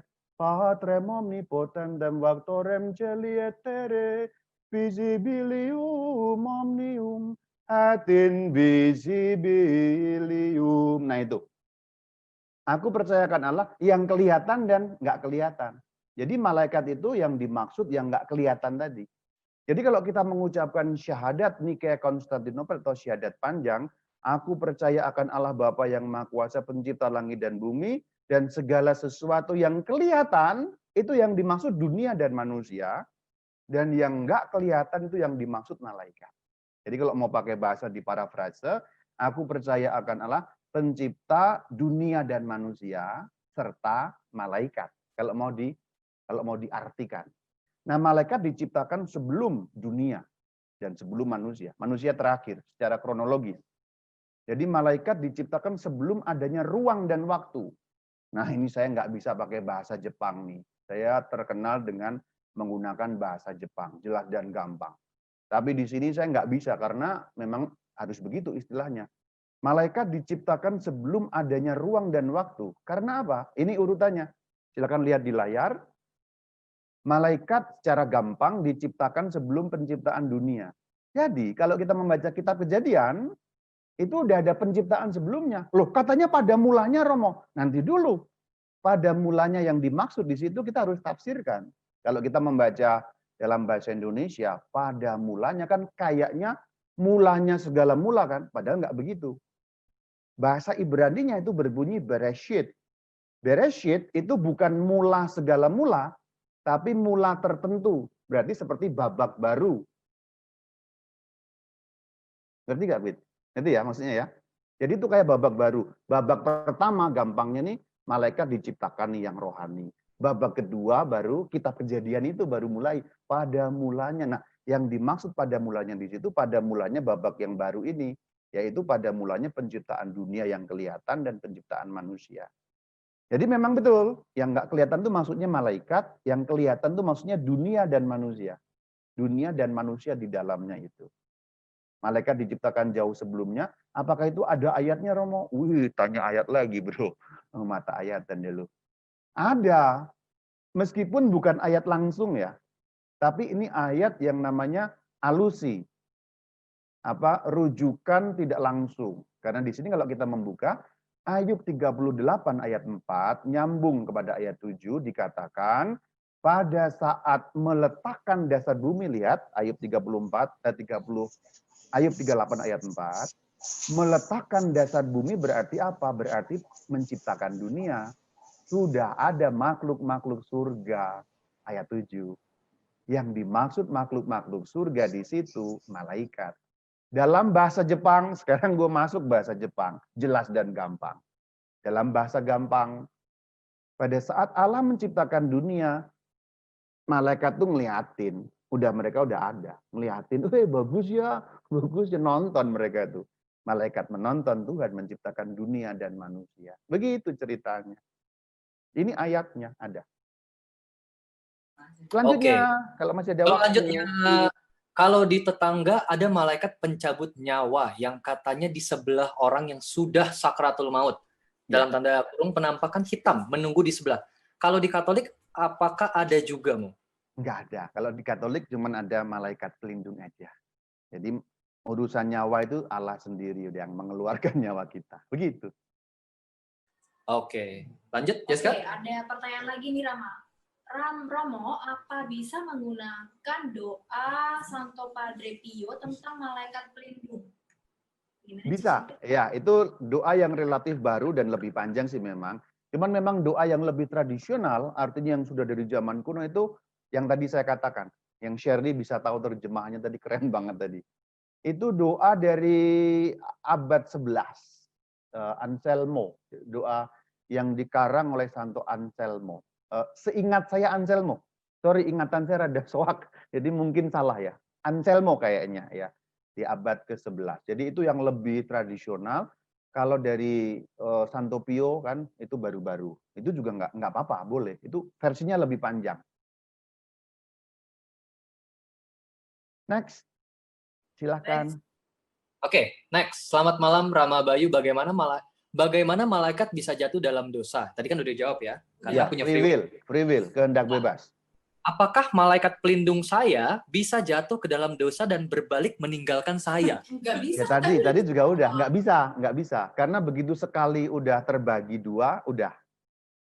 Begini, saya mau lebih perjelas. Jadi dua kutub itu terjadinya sebelum manusia ada dan itu tetap sampai akhir zaman. Dosanya malaikat-malaikat tadi menurut kitab Wahyu kan sepertiga, itu alusi juga sepertiga. Jadi bahasa gampangnya yang setia pada Tuhan itu 2/3. Yang nggak setia, yang istilahnya setan tadi sepertiga. Nah pembagian 2/3 dan sepertiga tadi terjadinya kapan? Jauh sebelum manusia ada. Dan sejak itu tetap nggak mungkin berubah. 2/3 tetap, sepertiga tetap, satu pun mereka nggak bisa nyebrang. Tetap seperti itu sampai akhir zaman. Maka sekarang udah nggak ada perubahan lagi. Terus nanti tiba-tiba, aduh malaikat pelindung saya tiba-tiba murtad menyerang Allah, nggak ada begitu. Nggak ada ceritanya gitu. Karena apa? Waktu kekal. Nah kembali ke waktu kekal tadi itu. Oke. Dulu main jelas ya itu ya, pertanyaan berulang-ulang ya. Jelas. Ada lagi, Jessica? Ini pertanyaannya kayaknya udah ulang ya. Coba kita recek lagi. Jatuh dalam dosa. Kebanyakan lumayan sama-sama sih, Rama. Pertanyaan tentang malaikat bisa jatuh nggak dalam dosa, gitu-gitu. Kita cek. Ya kayaknya sama-sama, cuman rumusannya beda-beda ya. Oleh Tuhan, ya. Ya. Cuman memang rada filosofi sih begini-begini nih. Kalau teman-teman Benediktus sih udah keren, udah pada langsung paham. Yang lain dan mungkin harus bersemedi dulu baru paham mereka. Gak apa-apa ya, nanti pelan-pelan nanti didengerin lagi rekamannya. Rama dari tadi itu muji-muji kita nggak segitunya juga ya. Iya. Ma, berarti akan ada next ya, Ma, pertemuan Enggak, kita, Ma. saya beneran loh. Saya jarang muji orang loh. Oh, ini ada lagi masuk ini. Karena mengagumkan gitu, mengesankan, bener-bener mengesankan. Kok ada orang-orang muda begini gitu. Di kamera nggak gitu kelihatan ya, tapi hidung gue kembang kempis dari tadi kan. Karena dipuji-puji terus. Ya soalnya kan begini bro, kan gue di paroki nih. Gue di paroki ya. Terus kan seringkali kok namanya yang muda-muda itu kan cuma gunjrang ganjreng, gunjrang ganjreng, gunjrang ganjreng. Ditanya apa-apa nggak ngerti. Ini ngerti tentang malaikat coba. Apa nggak keren? Si aku ini, Ma, biarpun dia penampilannya gaul, tapi dia itu sangat mencintai lagu Katolik. Dia cinta lagu Puji Syukur. Itu keren. Itu keren banget kayak gitu. Sebelah dia nggak mau. Dia nggak mau, maunya selalu lagu Puji Syukur dia. Makanya kalau request sama dia susah. Kalau lagu-lagu sebelah dia nggak mau. Diajak praise and worship maunya Taise. Iya, diajak praise and worship maunya Taise. Praise and worship lagunya begitu ya. Iya. Lama-lama dia lama-lama lagunya Dies Irae. Apa? Ada pertanyaan lagi? Sebentar ya. Oke, tenang aja. Masih sama. Masih sama. Oh, Bapak dan Ibu, sorry ya saya pakai gua karena ini anak-anak muda ya. Sorry ya Bapak dan Ibu kalau mungkin telinganya konslet ya. Saya biasanya nggak pernah begitu, tapi ini kan anak muda. Tadi ada yang minta terjemahannya lagi dong, katanya. Yang tua jadi muda. Oh iya dong. Yang tua ikut muda. Tua. Yang tua ikut muda, bagus, ikut semangat. Saya juga seneng ketemu anak-anak muda ini, saya seneng banget nih. Seneng banget. Oh, ini ada pertanyaan Rama. Ini ada sekitar 2 orang yang tanya, apakah malaikat pelindung mempunyai jenis laki-laki atau perempuan? Tadi kayaknya udah. Oh ya, baik ya. Tidak. Saya perluas nih. Malaikat itu punya laki-laki, punya apa? Jenis laki-laki atau perempuan. Begini, malaikat tuh nggak punya badan. Jadi mereka makhluk rohani murni. Berarti nggak ada badan. Kelamin itu kan terkait dengan badan. Kelamin itu terkait dengan badan loh. Jadi kamu disebut laki-laki kalau begitu. Gitu. Kamu disebut perempuan kalau kayak gitu. Tapi karena malaikat itu roh murni, maka nggak ada jenis kelamin. Jadi untuk malaikat, mereka nggak bergender, bahkan nggak berjenis kelamin. Maka nggak ada malaikat laki-laki, maka nggak ada malaikat perempuan. Terus ini nyambung ke soal ini nih. Soal penggambaran ikon-ikon malaikat. Ikon itu berarti bisa patung, bisa gambar ya. Coba kita lihat nih ikon malaikat nih. Ikon malaikat tuh ambigu loh. Dia kayak laki-laki, ada kegagahan, tapi kayak perempuan. Coba ini lihat nih. Itu ikon malaikat tuh. Itu laki apa perempuan nggak jelas loh. Tapi juga bukan bencong gitu maksudnya. Dan selalu begitu. Nanti perhatikan. Nanti pasti ini orang-orang pada pulang liatin gambar malaikat. Oh iya benar kata Rama Bayuni katanya begitu. Jadi ikon malaikat selalu digambarkan di antara gender laki-laki, gender perempuan, atau kelamin laki-laki, jenis kelamin perempuan. Agak nggak jelas mukanya untuk ditebak laki-laki atau perempuan. Nggak ada gender. Ikon, ya. Sekarang saya kasih yang gambar yang pertama tadi yang lebih realis tadi itu juga sama. Yang pas gambar pertama tadi ini kan gambar ikon yang ikonografis nih. Sekarang yang lebih realis nih. Ikon yang lebih realis yang mana tadi ya? Sorry rada lama ya. Mundur dulu sebentar. Oh yang di sini nih. Nah ini lihat. Tuh.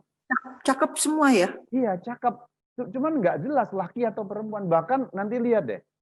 Yang Santo Mikael sekalipun yang selalu digambarkan dengan konotasi kegagahan ya.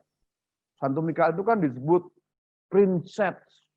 Wah, apa celestis ya apa? Panglima pasukan surgawi gitu.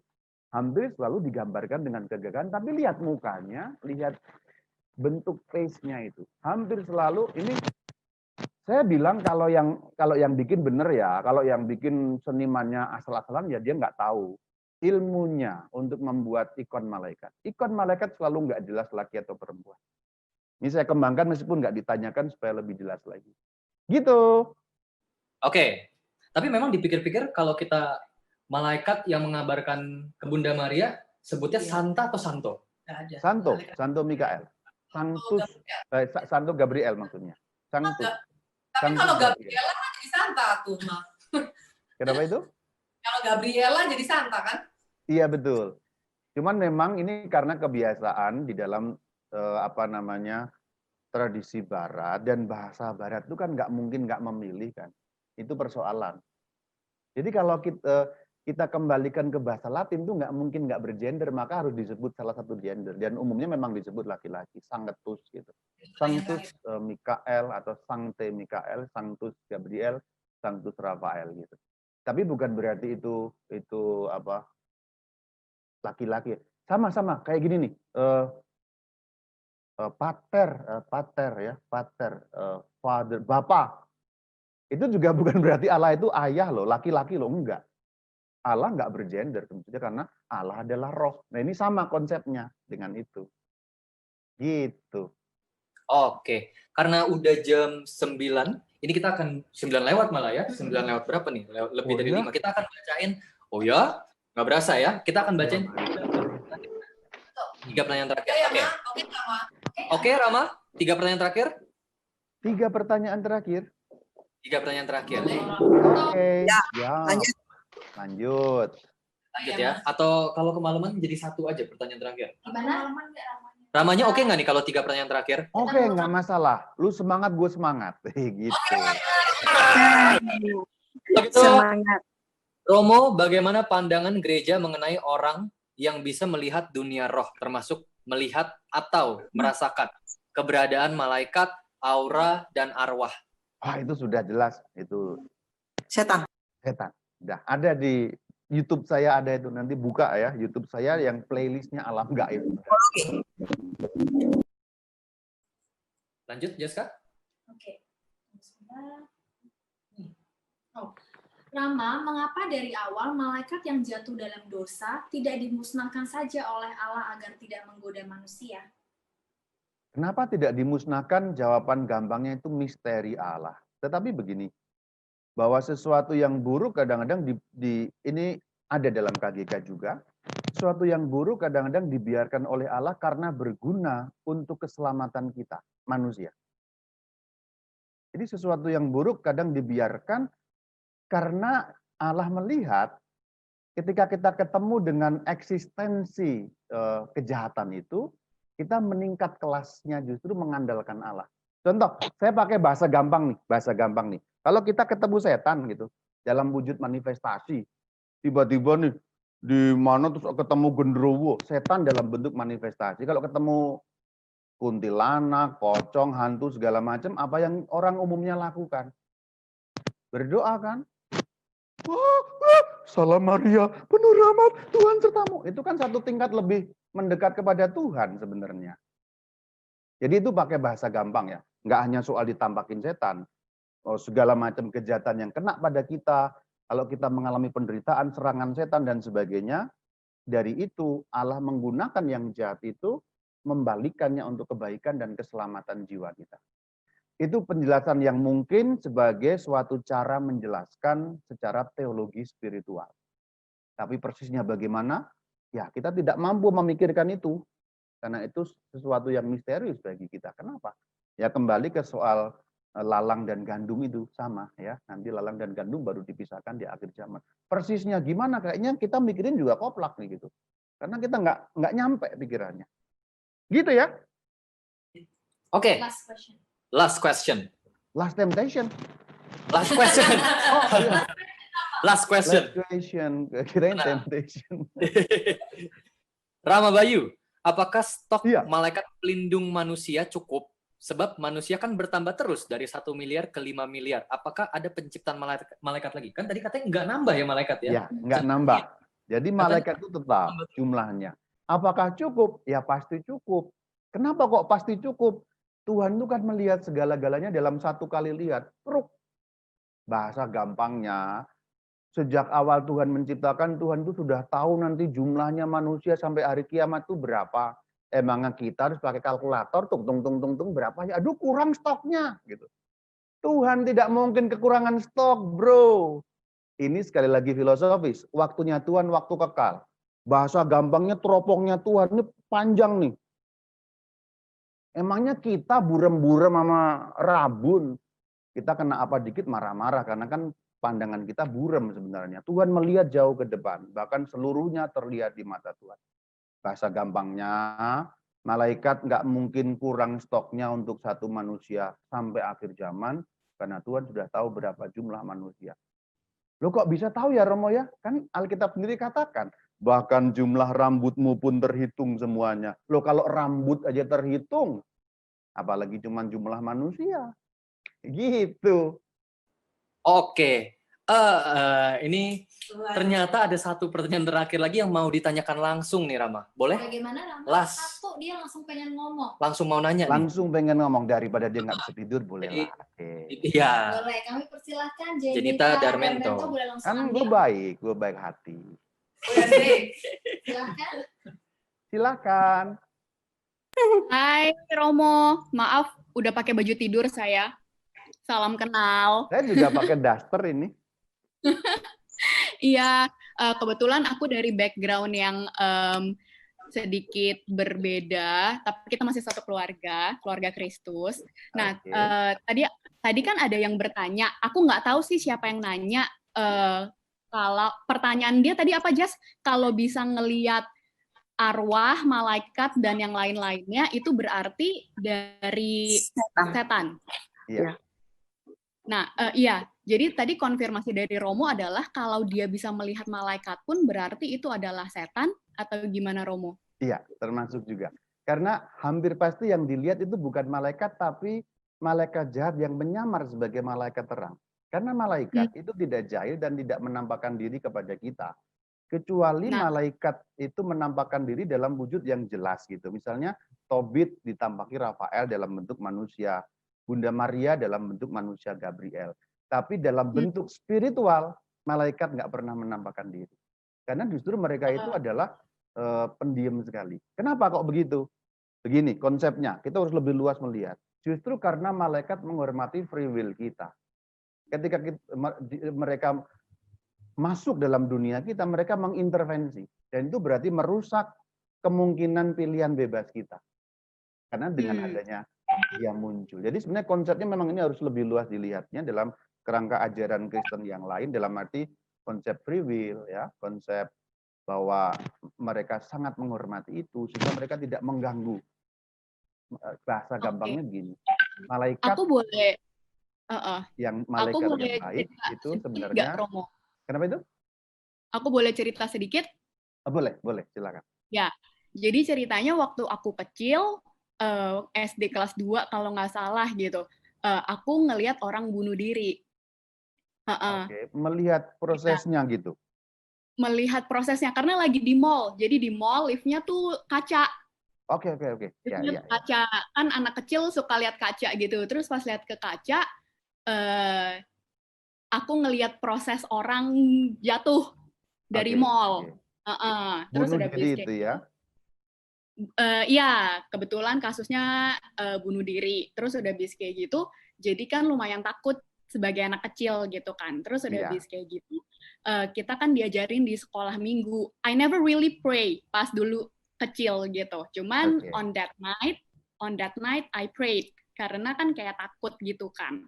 Terus udah bis kayak gitu, jadi diajarin sama cici sepupuku gitu yang kayak minta Tuhan lindungin gitu biar hari ini nggak mimpi buruk gitu-gitulah pas lagi kecil gitu kan. Biar jangan Terus takut ya. Biar jangan takut. Terus udah bis kayak gitu dikasih ayat yang tadi Romo sampaikan juga di slides kalau malaikat itu tuh berkemah di sekeliling kita gitu. Iya.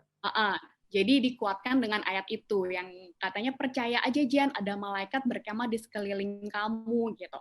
Terus udah bis kayak gitu, akhirnya aku berdoa itu, terus udah nih, amin. Abis amin, pas aku buka mata, aku lihat malaikat di sebelah aku gitu. Terus banyak, nggak ngomong sih, nggak ngomong malaikatnya. Jadi kayak dia cuma berdiri, kayak banyak gitu di sekeliling ranjang aku, bentuknya seperti manusia, mukanya bener sih kata Romo, nggak tahu cewek, nggak tahu cowok, tapi pakai baju zirah gitu. Jadi aku pengen nanya nih, apakah aku delusional sebagai anak kecil ataukah aku memang melihat sosok malaikat yang Tuhan mau menyampaikan, this is the comfort that I'm giving you gitu loh.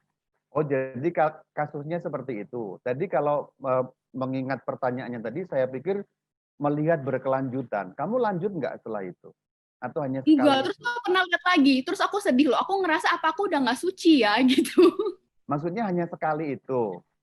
Iya, cuman sekali doang. Oh, kalau cuman sekali itu memang ada dua kemungkinan. Itu benar-benar angels atau fallen angels. Tadi dari konteks pertanyaannya saya pikir adalah yang setiap kali orang bisa ngelihat terus itu loh. Nah itu, kalau kasusnya seperti yang kamu bilang. Tapi kayaknya pertanyaan Jessica ngelihat tiap kali ya, Jess? Nggak jelas sih, tapi memang ke sana, arahnya ke sana gitu. Orang yang melihat. Itu tadi ada pertanyaan dari orang lain, terus aku jadi mikir kayak, jadi yang gue lihat apa? Iya. Kalau yang kasus kamu ini, itu ada dua kemungkinan. Satu memang itu roh jahat yang menyamar sebagai malaikat. Itu pertama. Kemungkinan kedua memang betul-betul malaikat, karena itu kamu hanya satu kali. Tuhan izinkan, kamu udah beriman waktu itu ya, pengikut Kristus juga kan. Nah, artinya ada kemungkinan itu juga malaikat, kalau satu kali itu. Tapi kalau terus itu menjadi kemampuan yang melekat, itu sudah pasti kalau itu. Tapi kalau cuma satu kali, mungkin juga itu malaikat. Dan kalau ceritanya seperti yang kamu lakukan barusan, justru lebih mungkin adalah malaikat. Saya bilang lebih mungkin, saya nggak tahu pasti saya, tapi lebih mungkin malaikat karena di situ justru kan kamu berdoa, ada ayat Alkitab, kamu berdoa mohon kekuatan, dan kamu sebagai anak kecil betul-betul takut melihat kejadian bunuh diri itu. Dan Tuhan mau menguatkan kamu dengan itu. Sebagai anak kecil kan harus harafiah ngelihat kan. Kamu kan waktu itu umur berapa? Waktu itu umur berapa? 6, 7. Nah itu, kalau anak kecil kan belum bisa berpikir abstrak kan. Dalam arti Dia harus betul-betul Tuhan perlihatkan. Ini loh, bener loh, kamu tuh dijaga. Nih, ayatnya bener loh. Jadi Tuhan memberi itu untuk memperlihatkan, sehingga kamu sebagai anak kecil, lihat lalu percaya. Karena kan anak kecil belum bisa mikir abstrak ya, belum bisa menggambarkan ada malaikat sekeliling kita, mana, nggak ada gitu. Kalau cerita seperti itu yang kamu bilang ya kemungkinannya malaikat kalau itu, yang tadi kasus itu. Berarti kalau kita yang udah beranjak dewasa, is it less likely for us to see atau gimana tuh Romo? Kalau itu menetap terus ya, terus tiba-tiba lihat apa, nah itu sudah, itu namanya opening ya, opening dari dunia okultisme itu udah jelas. Tadi konteks pertanyaannya adalah kalau orang melihat, bisa punya kemampuan melihat, kita menyebutnya indigo ya itu ya. Itu karena opening, karena okultisme entah dari dia atau entah dari keluarganya. Sehingga itu namanya mata ketiga dalam istilah umum, itu udah jelas dibuka oleh setan. Karena setan masuk melalui kontaminasi keluarganya. Jadi konteksnya, saya kira pertanyaan kamu sama, ternyata berbeda ceritanya. Nah kalau seperti ini lalu menjadi jelas. Gitu. Oke, baik. Terima kasih banyak Romo. Terima kasih.